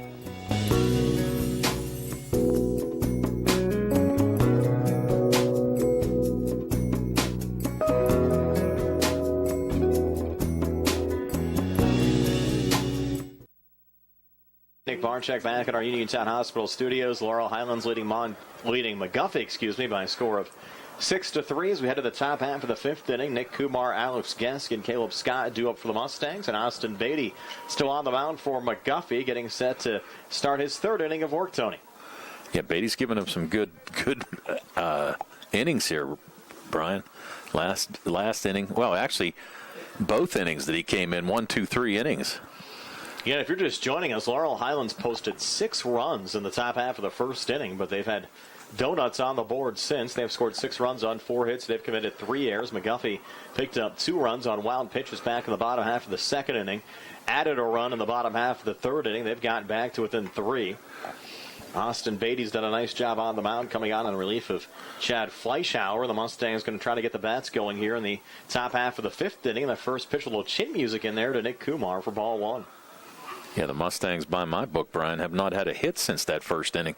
All 4 hits coming in that first inning when they scored 6 runs and haven't had another one since. You are correct. And Kumar 0 for 6 so far this season, was 0 for 4 on Saturday, 0 for 2 so far today, and a long fly ball there going foul on the left side. He's a big fella, man. He drove that ball a long way, especially in this cold air.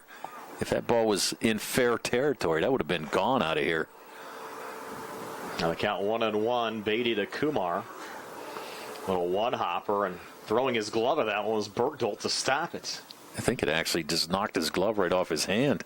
He's kind of looking around a little bit, but that was about a 50-foot fastball there by Beatty. Nonetheless, the count at 2-1 in this half inning being brought to you by the Radcliffe Law Firm. 2-1 pitch on the way, catches the outside corner for a strike. Count now moves even to 2-2. Yeah, Nick should have seen that as well, that outside pitch. And he's going to have to use that corner of the plate as well whenever he comes out there to pitch the next inning.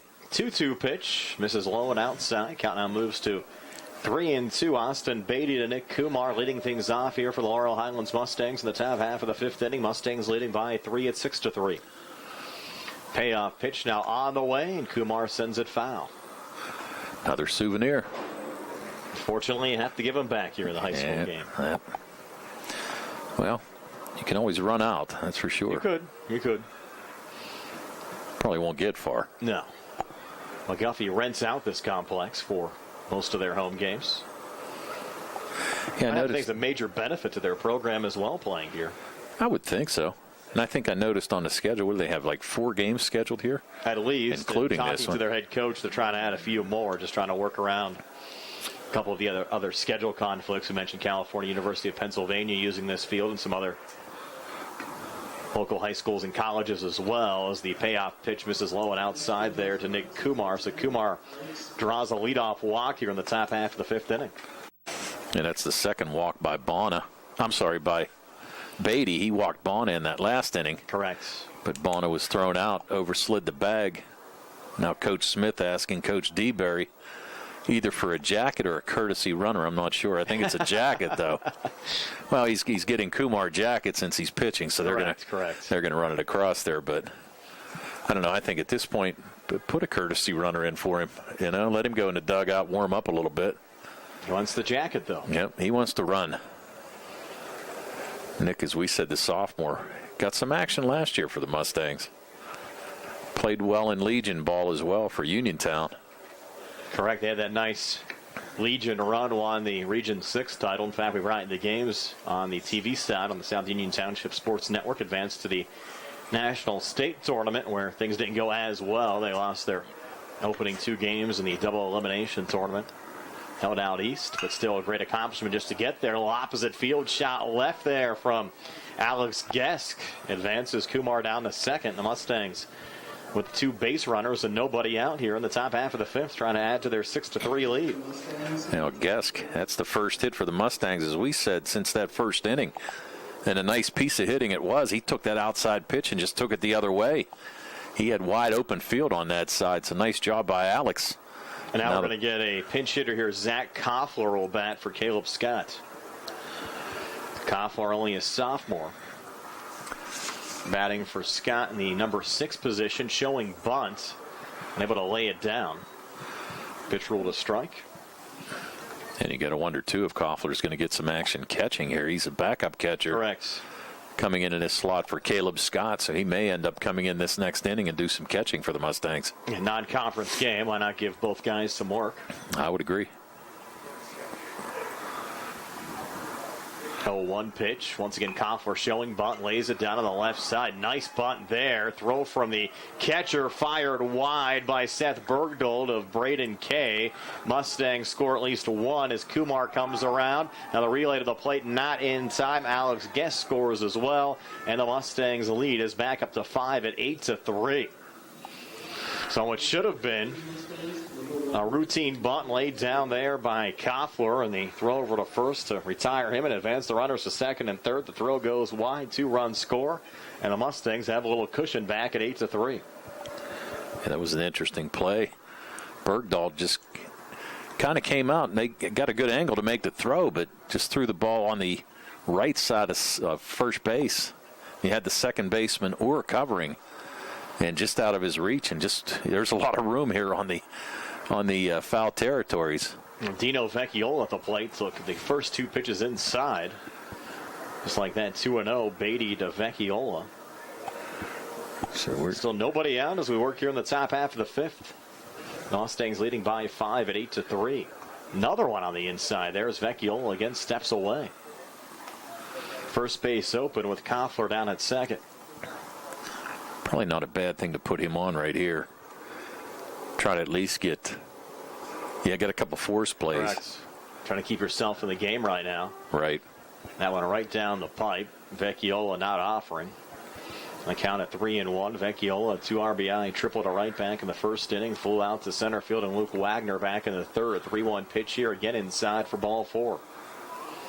So 2 walks issued here in the top half of the fifth inning from Austin Beatty to Nick Kumar and Dino Vecchiola. The Mustangs once again with 2 on and nobody out. 2 runs already across. We might have another pitching change here on the McGuffey side. That might be it for Austin Beatty. I don't know. Nobody's really warmed up, which on a night like this, I know they are going to go to the pen.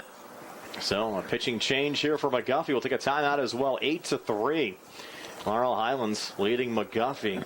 Pitching change timeout here on 590 AM, 101.1 FM. WMBS, the Turtle Eye High School Sports Network, and the South Union Township Sports Network.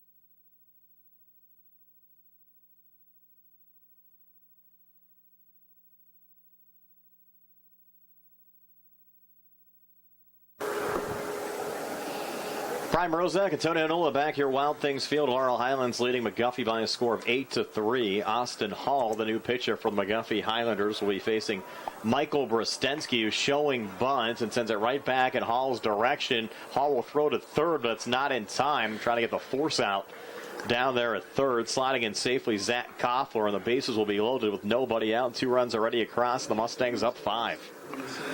Yeah, that was a rough play by Hall. Tried to get the out at third base, but actually kind of turned the wrong way on that play. Turned on the inside. If he might have spun around and made a harder throw, he might have had the runner at third, but now you got the bases loaded, nobody out. That was a real bunt single for Michael Brostensky. I'll bring up Brian Bricker. I don't know how you can give him that, but I see the official scorers did, but. And check that. You're going to have Tyler Becker batting here for Ryan Bricker.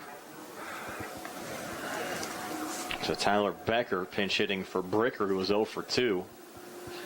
And the count already at 1-1 to Becker. The bases loaded and nobody out. Mustangs up 5. 1-1 pitch misses high there. Count now at 2-1. Hall, the freshman, getting his first varsity action. Thrown into a pretty rough situation at this time. For sure. 2-1 pitch. Misses for ball 3. Count now 3-1. And Becker at the plate for Laurel Highlands, a sophomore. Pretty young Another squad. Player that might see some action in the Mustangs pitching rotation as well. And he sends this one high in the air to right field. Dylan Summers getting under it, making the grab. Runner tagging from third. Relay coming in, not in time. The Mustangs have their 9th run of the game, and scoring on the play, Zach Koffler. So a sac fly RBI for Tyler Becker. Koffler scores the run. 3rd run of the inning scored by the Mustangs, and the lead back up to 6 at 9-3. Now Dylan Bonner will come to bat for the Mustangs for the 4th time in this game. is also the 7th Mustang to bat here in this top half of the 5th inning. And Hall's first pitch to Bonner. Will check swing, and Bonner pulls back. Pitch misses for ball 1. A little surprised that Michael Brstensky didn't take off on the pitch. Got one out. Make him steal second base. 1-0 pitch. Misses high again for ball 2. 2-0. The Mustangs now have scored 9 runs and only 5 hits. Both of these teams have committed 3 errors so far in this game. And that was a nice job by Becker, too, at that last at bat. He was able to sit on that pitch and able to pull it down the right field line there. Nice play. 2-0 pitch misses inside. Count out 3-0 from Hall to Bonner. And Becker drove that ball a long way into right field, though, Brian, on a cold night. 3-0 pitch. Bonner taking all the way, and the pitch misses again for ball 4. So for the 3rd time in this game, Dylan Bonner walks. And the base is loaded here for Santino Mara. Of course, the Mustangs now the lead at 6. You have Mara at the plate. Laurel Highlands gets a few more here. He gets the lead up to 10. Of course, you'd still have an opportunity for McGuffey to bat in the bottom half of the inning. They have the 10-run rule after 5 here still in effect in the high school game. 15-run rule still in effect after 3 as well. Something to think about. Mara, the 8th Mustang to bat here in this half inning. Took ball 1. 1-0 pitch here, and Mara fouls it away. Count now even at 1-1.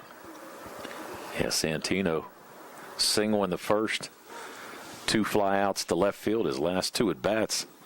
But a big situation here. And Tyler Smith better be ready out there in left field. He's shaded right on the line. He is. He's pulled way over. A lot of gap in there. 1-1 pitch in there for a strike. Now 1-2 from Austin Hall to Santino Mara.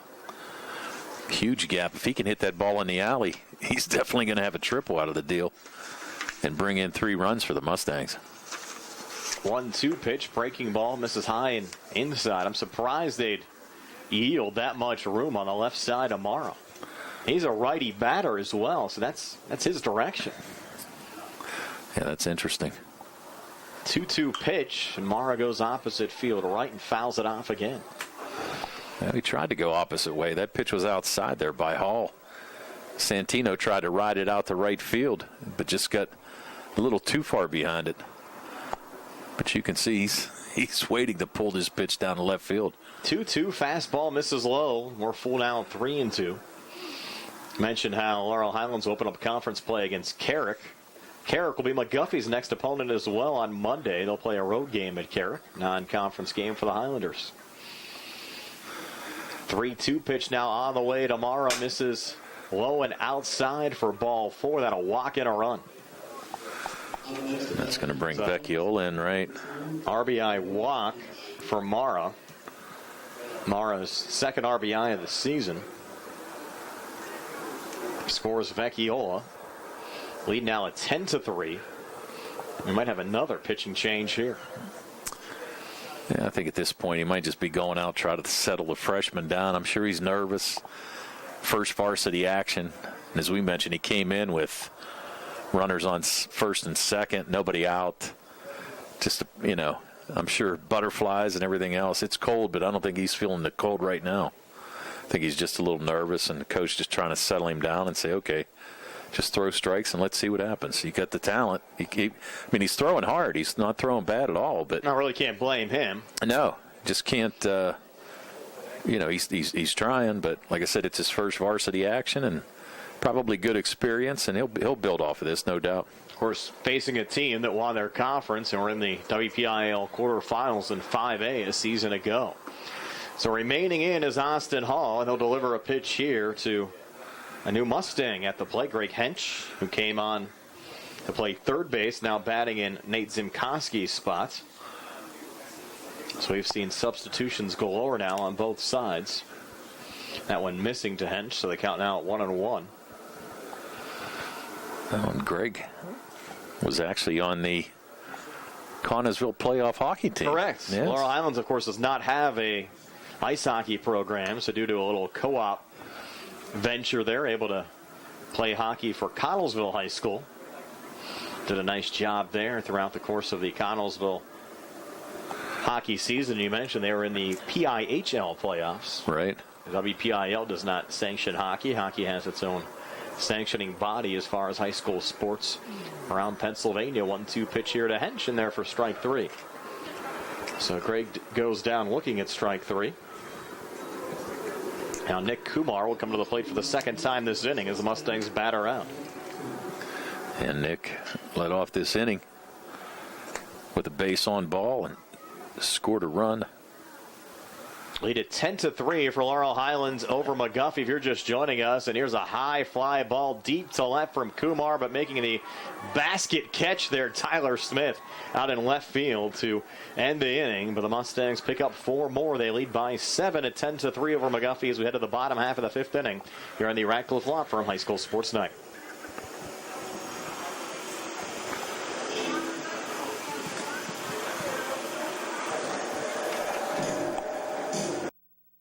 Davis & Davis, attorneys at law. Important for people to know that we represent injured people to the best of our ability, and we've been successful doing that. And I don't say that to have people come to see us because we have been successful. I say that because it's true, and it's important. Another important aspect is the experience that we have is local experience in the court system in Uniontown, in Washington, in Waynesburg. Davis & Davis, attorneys at law.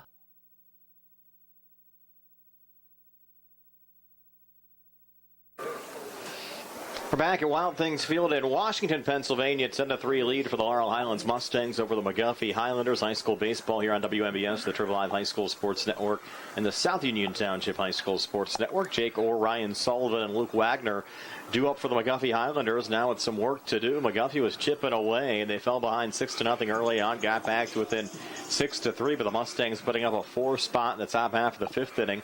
Now lead by 7 at 10-3, and Jake Orr, who walked back in the first inning, grounded out in the second inning, takes strike 1 here against Nick Kumar, still on the mound for the Mustangs, Tone. And I think we have Zach Koffler in catching now. Correct. In place of Caleb Scott. Came on to bat for Scott, did a nice job laying down a bunt, and got credited with a bunt single, ended up scoring a run last half inning. Count now even at 1-1. Here to Jake Orr this half inning, being brought to you by NovaCare Rehabilitation on Delaware Avenue in Uniontown. And we have some activity in the McGuffey bullpen. Breaking ball misses there, high and inside. Can't really see who's down there. McGuffey's already used 3 pitchers so far in the game. If they make a change for the top half of the 6th inning, it'll be pitcher number 4. I think it's Braid and Kay warming up. 2-1 pitch fouled back.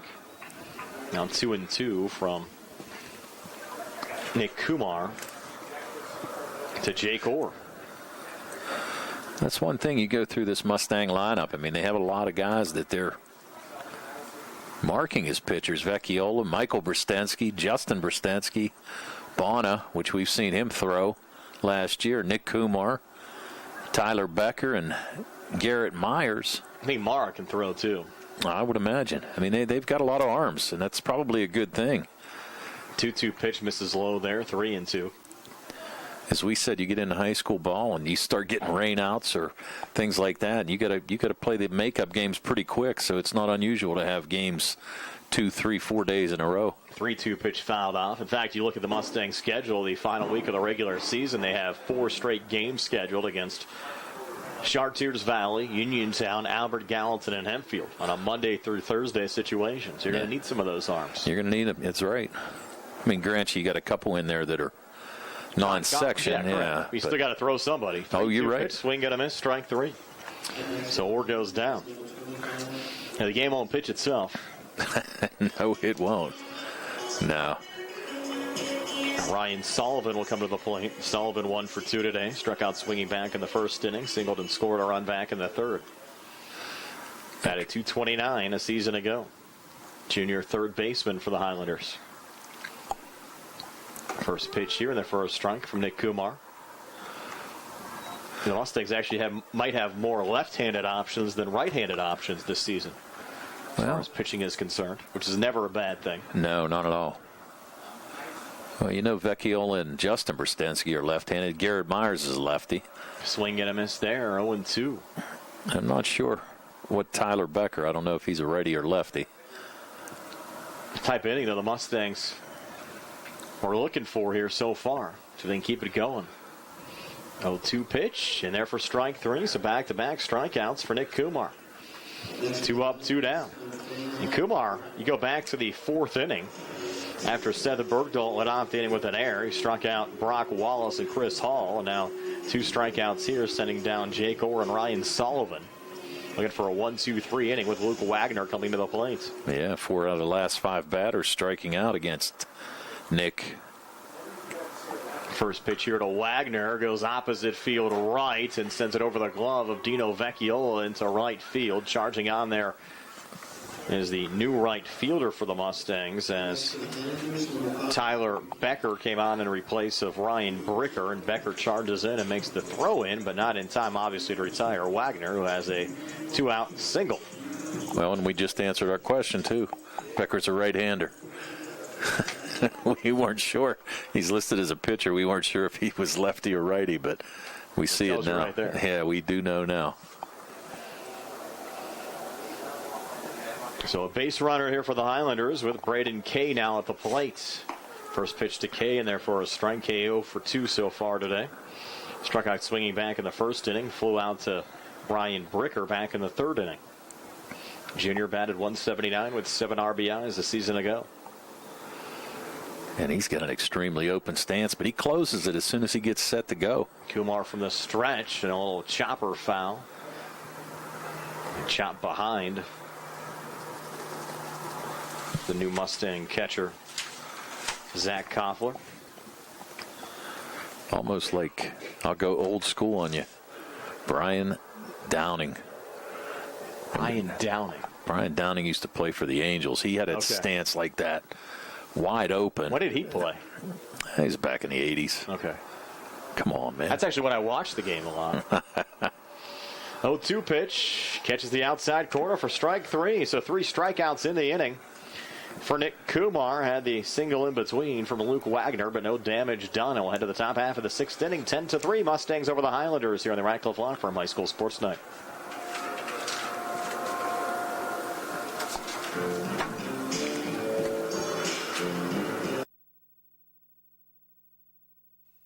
Colon cancer is the 2nd leading cause of cancer deaths. Signs include abdominal pain and rectal bleeding. Colon cancer develops from a degenerating benign growth or polyp. Doctors performing colonoscopy are able to remove precancerous polyps, thus preventing colon cancer. This saves lives, and the American Cancer Society now recommends that everyone have a colonoscopy every 10 years, beginning at age 50. Offer the latest diagnostic testing. SWGI, specialists in digestive health.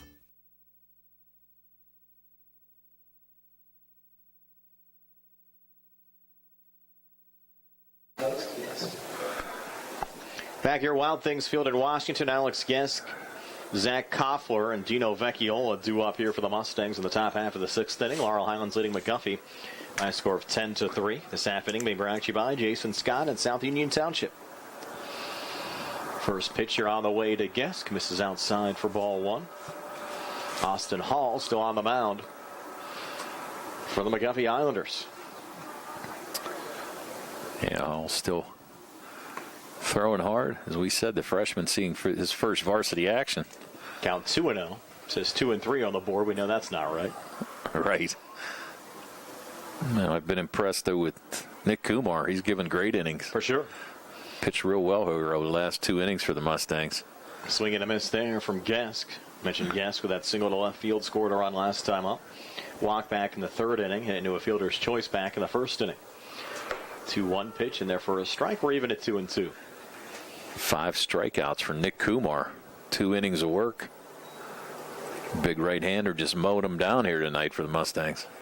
And the 2-2 from Hall to Gesk. Breaking ball just misses outside. Count now full at 3-2. Yeah, hopefully the weather cooperates for the Mustangs on Thursday against Connellsville. It should. Just a chance of maybe some late day showers. And Gesk, hard ground ball here to short.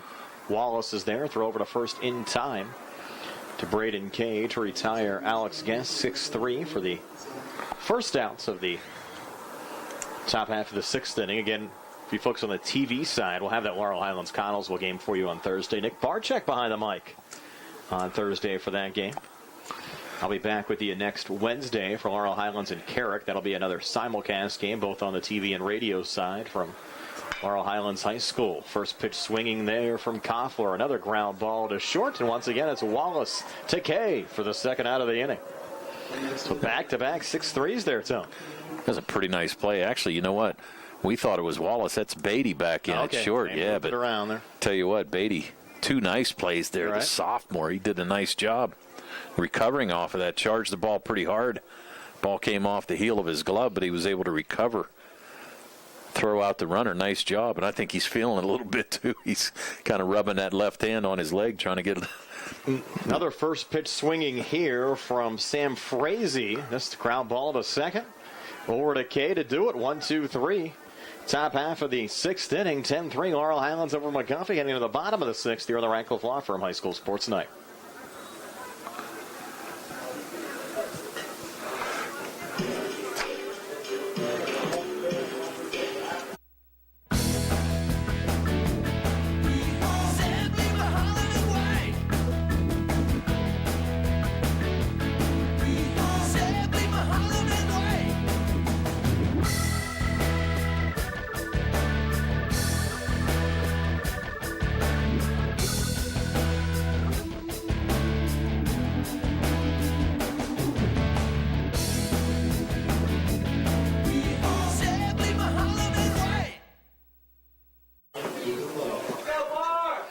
Back here at Wild Things Field, we're expecting to see Chad Fleischauer, Seth Bergdolt, and Brock Wallace due up for McGuffey here in the bottom half of the sixth inning, but you never know in these non-conference games, and it looks like we're going to see a change here as now Ethan Barr, number 9, will be coming to the plate. Barr coming in, the sophomore outfielder. Going to get his first at bat here. How sloppy is your score sheet right now? Because I know mine's a mess. It's pretty ugly.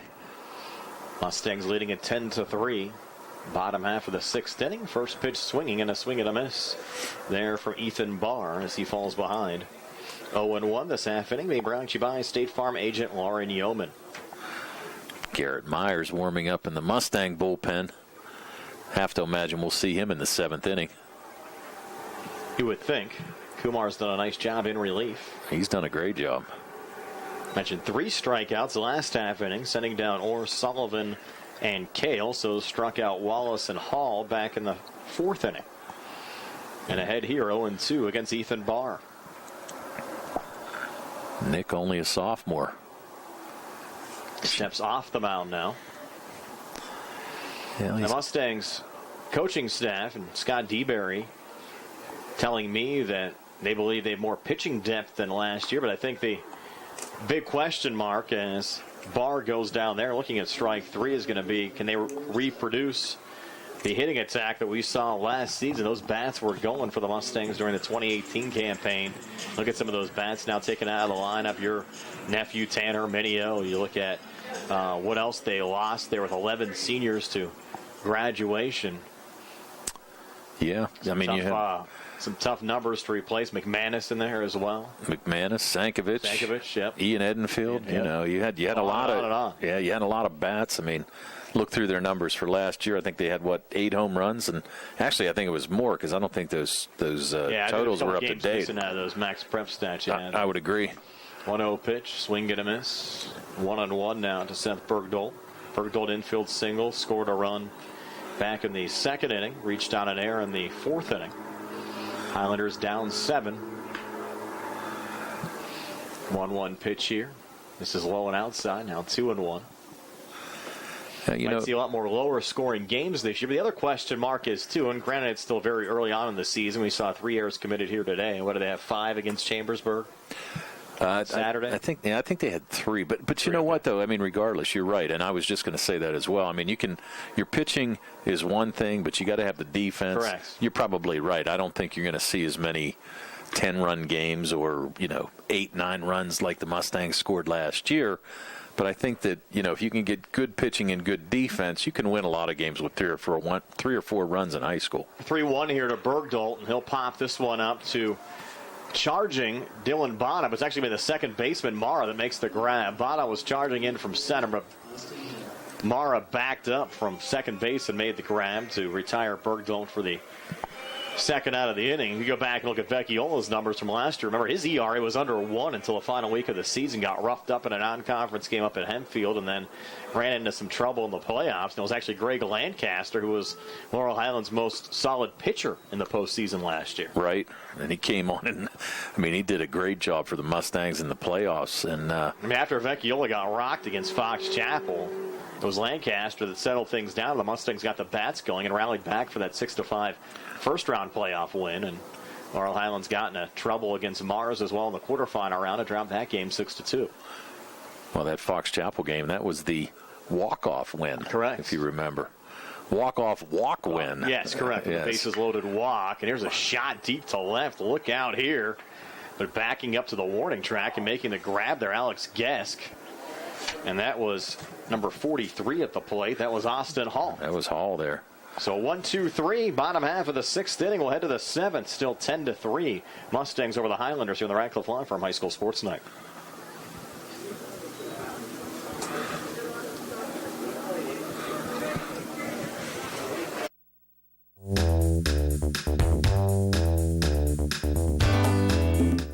Turn to the experts. Fayette Furnace Company Incorporated, serving the Tri-County area since 1920. The area's oldest and most reliable heating and cooling contractor, specializing in Carrier equipment.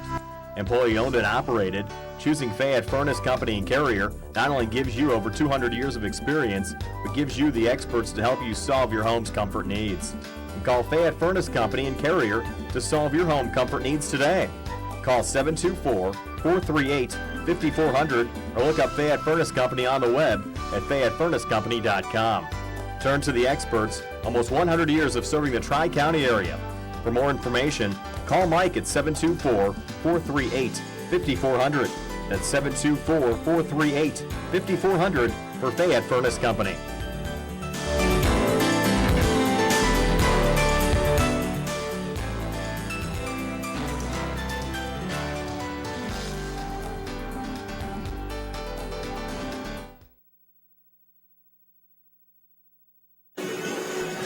Brian Maruzak, Katona Hinola back here at Wild Things Field in Washington. And we have a new pitcher again for the McGuffey Highlanders, Braden Kay, on to work the 7th. Braden Kay coming in. The first baseman coming in now. And we have, who was the pitcher, Austin Hall, moving over to first. Right. So Kay and Hall switch spots. And the Mustangs will have Michael Brostensky leading off the top half of the 7th inning. Mustangs scoring all 10 of their runs in 2 innings today, 6 in the first, then another 4 tacked on in the top half of the 5th inning. First pitch here in for a strike from Kay to Michael Brostensky. Brostensky 2 for 3 today, bunt single last time up back in the 5th inning, also single to left field and picked up an RBI back in the 1st inning, struck out looking back in the 3rd inning. Takes a strike there, and the count's at 0-2. I think it's 0-2, right? 0-2, that's what I thought. Yeah. They're going to reset it here. Yeah, 0-2. They threw a 1 up there on the ball side. I thought I missed the pitch. No. 0-2 pitch on the way, and going to chase in there as Brostensky got away from the catcher Bergdahl, but he's able to regroup and make the throw down to first to Hall to retire. Brostensky goes in the books as a strikeout. Okay. Nice job coming out of the bullpen for the Highlanders. Tyler Becker. Becker's sac fly RBI last time up. His only plate appearance of the game. Yeah, and as we said, he hit that ball a long way. Bats from the left side. Swings and misses at the first pitch here from Braden Kay. This half inning being brought to you by Ford of Uniontown, Route 40 West, across from Applebee's. Nice to have them along with us for high school baseball again this season on the radio side. 0-1 pitch, and therefore a strike. 0-2. Now to Tyler Becker. Yeah, Kay He gets the ball and he's ready to throw, boy. Working fast. Yes, he is. Type of pitcher you like to see out there. Especially on a night like tonight. And that one misses low. Count out 1-2. Just under 2 hours so far as time of the game. Start about 7:03 tonight.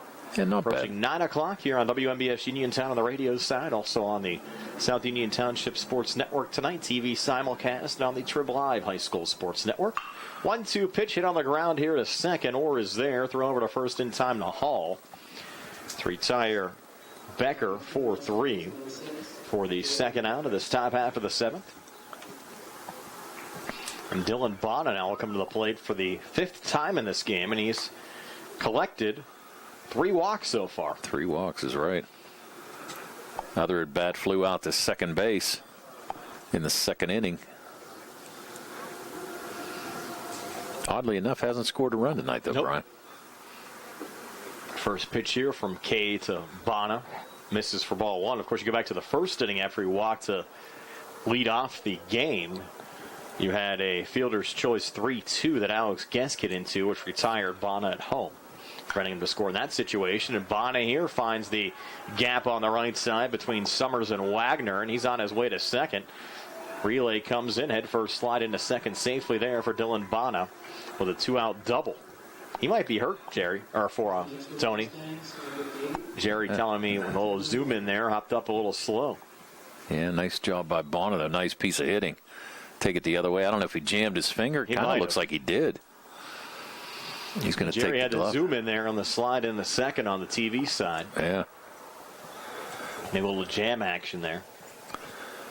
Seems all right. Going to hang in the game. He got a double. He's happy. He's not coming out. Now Santino Mara at the plate. Mara, RBI run scored so far in the game. Had a walk and a single as well. Add his total. Takes ball 1 here. 3 for 4 with an RBI on Saturday.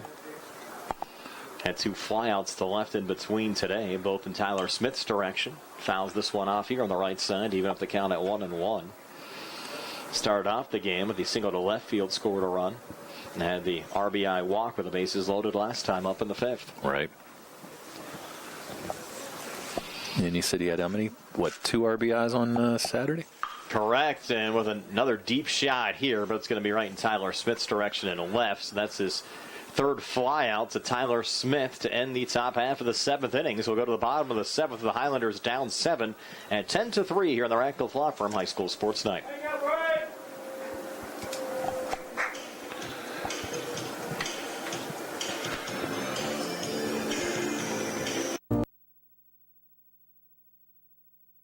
Southwestern Endoscopy Center is a state-licensed and Medicare-certified facility and emphasizes privacy, comfort, caring, and safety. For colonoscopies and upper GI endoscopies, painless procedures are done with twilight sedation given by a board-certified anesthesiologist. The center accepts most insurance plans and is staffed by Drs. Ruthhart, Calabrese, Stokes, SWGI, specialists in digestive health.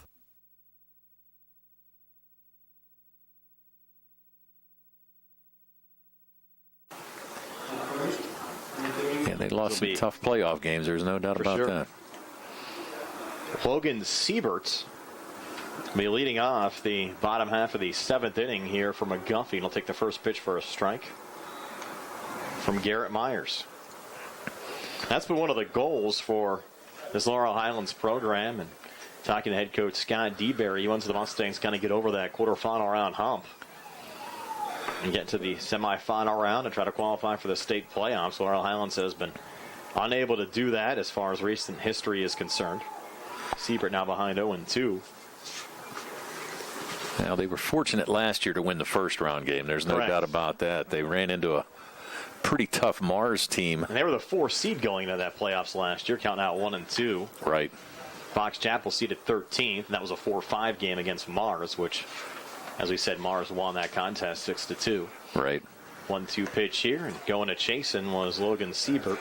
Swings and misses for strike 3. But you look at the playoff history on the Laurel Highlands side. We'll start back in 07. We mentioned the first round loss to Blackhawk, or the quarterfinal round loss to Blackhawk. They had a first round bye.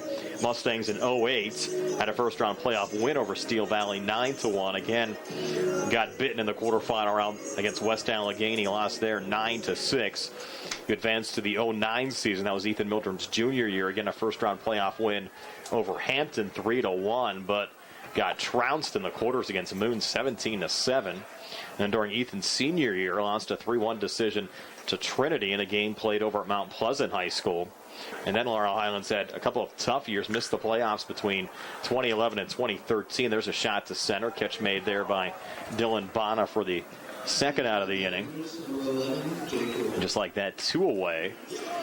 Mustangs back in the postseason after missing in 3 straight years in 2014. Back here in Washington, lost a first-round playoff game to West Allegheny 5-3. Lost in the first round to Indiana 11-1 in 2015. I think that game was played over at Mount Pleasant as well. In 2016, won a first-round game over Ambridge 4-0. Lost to Char Valley 2-1 in the quarterfinal round. That was a game you and I, Tony, worked. I believe that was somewhere up in the I-79 corridor. Yes. I think we went to, was it Peters Township maybe? It was somewhere, maybe Char Valley, one of those schools. Of course, Mustangs missed in 2017, kind of started off the season hot and just died late in the year. Went 9-10, missed out in the postseason. Of course, last year, the 6-5 first-round playoff win over Fox Chapel at Hempfield before losing to Mars 6-2 in the quarterfinal round. 1-1 pitch here. What might be the final batter of the game in Jake Orr. Mustangs up here 10-3. Yeah, Garrett Myers looking pretty good out on the mound today. Yeah, looking for a 1-2-3 final inning. Lefties 2-1 to Orr. Misses low, count out 3-1. Of course, we mentioned 6th year for Scott DeBerry, took over for Tom Landman. And DeBerry, I believe, only the 3rd baseball coach in Laurel Highlands school history. That is correct. Yep. Who did you play for, Tom? I played for Rick Vernon. Okay, he was the first coach then. You had Vernon, Landman, and DeBerry, that's it. Yeah, as far as I know. And I believe you pitched the first ever no-hitter in Laurel Highlands high school history. Is that correct? Somebody told me that. I don't know. Wow. I don't know how true that is, but I did pitch a no-hitter in high school, though. Believe it or not. Strange but true. What year did that happen?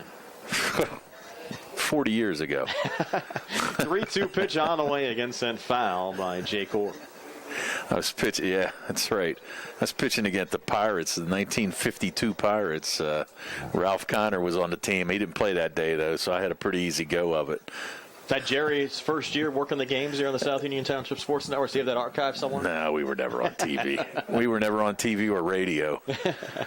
We were, believe it or not, our games were actually where the rec center is now. Wow. There was a field there. Wow.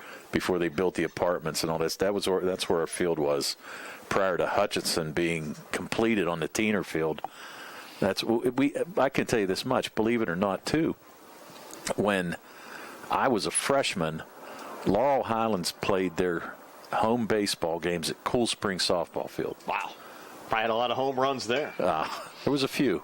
This one set in a foul territory, again out of play as we 3-2 again with 2 outs here in the bottom of the 7th, and the score at 10-3. I take it your no-hitter didn't occur there. No.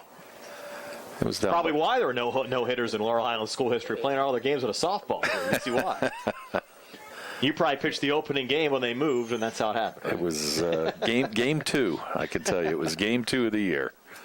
The team's game, the second game. I didn't start the first one, but it was still a great accomplishment for sure, and this might be it. We'll grounder to second, charging on Mara, throw over to first in time to Vecchiola, and that'll do it. Laurel Highlands improves to 2-0 on the season, a 10-3 win over the McGuffey Highlanders. Highlanders drop to 1-1. We're back to tell you all about it here on WMBS, the Triple M High School Sports Network, and the South Union Township High School Sports Network as well.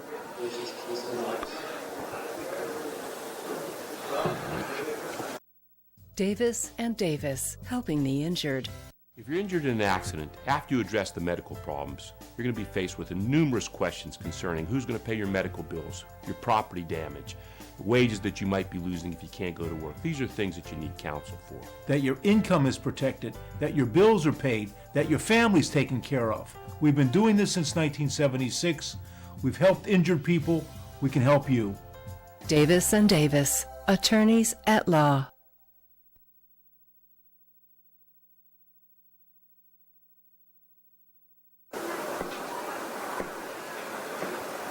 Brian Marozak and Tony Hanola back here. Wild Things Field wrapping things up. The Laurel Highlands Mustangs a 10-3 non-conference win over the McGuffey Highlanders tonight. And Tony has your final game recap.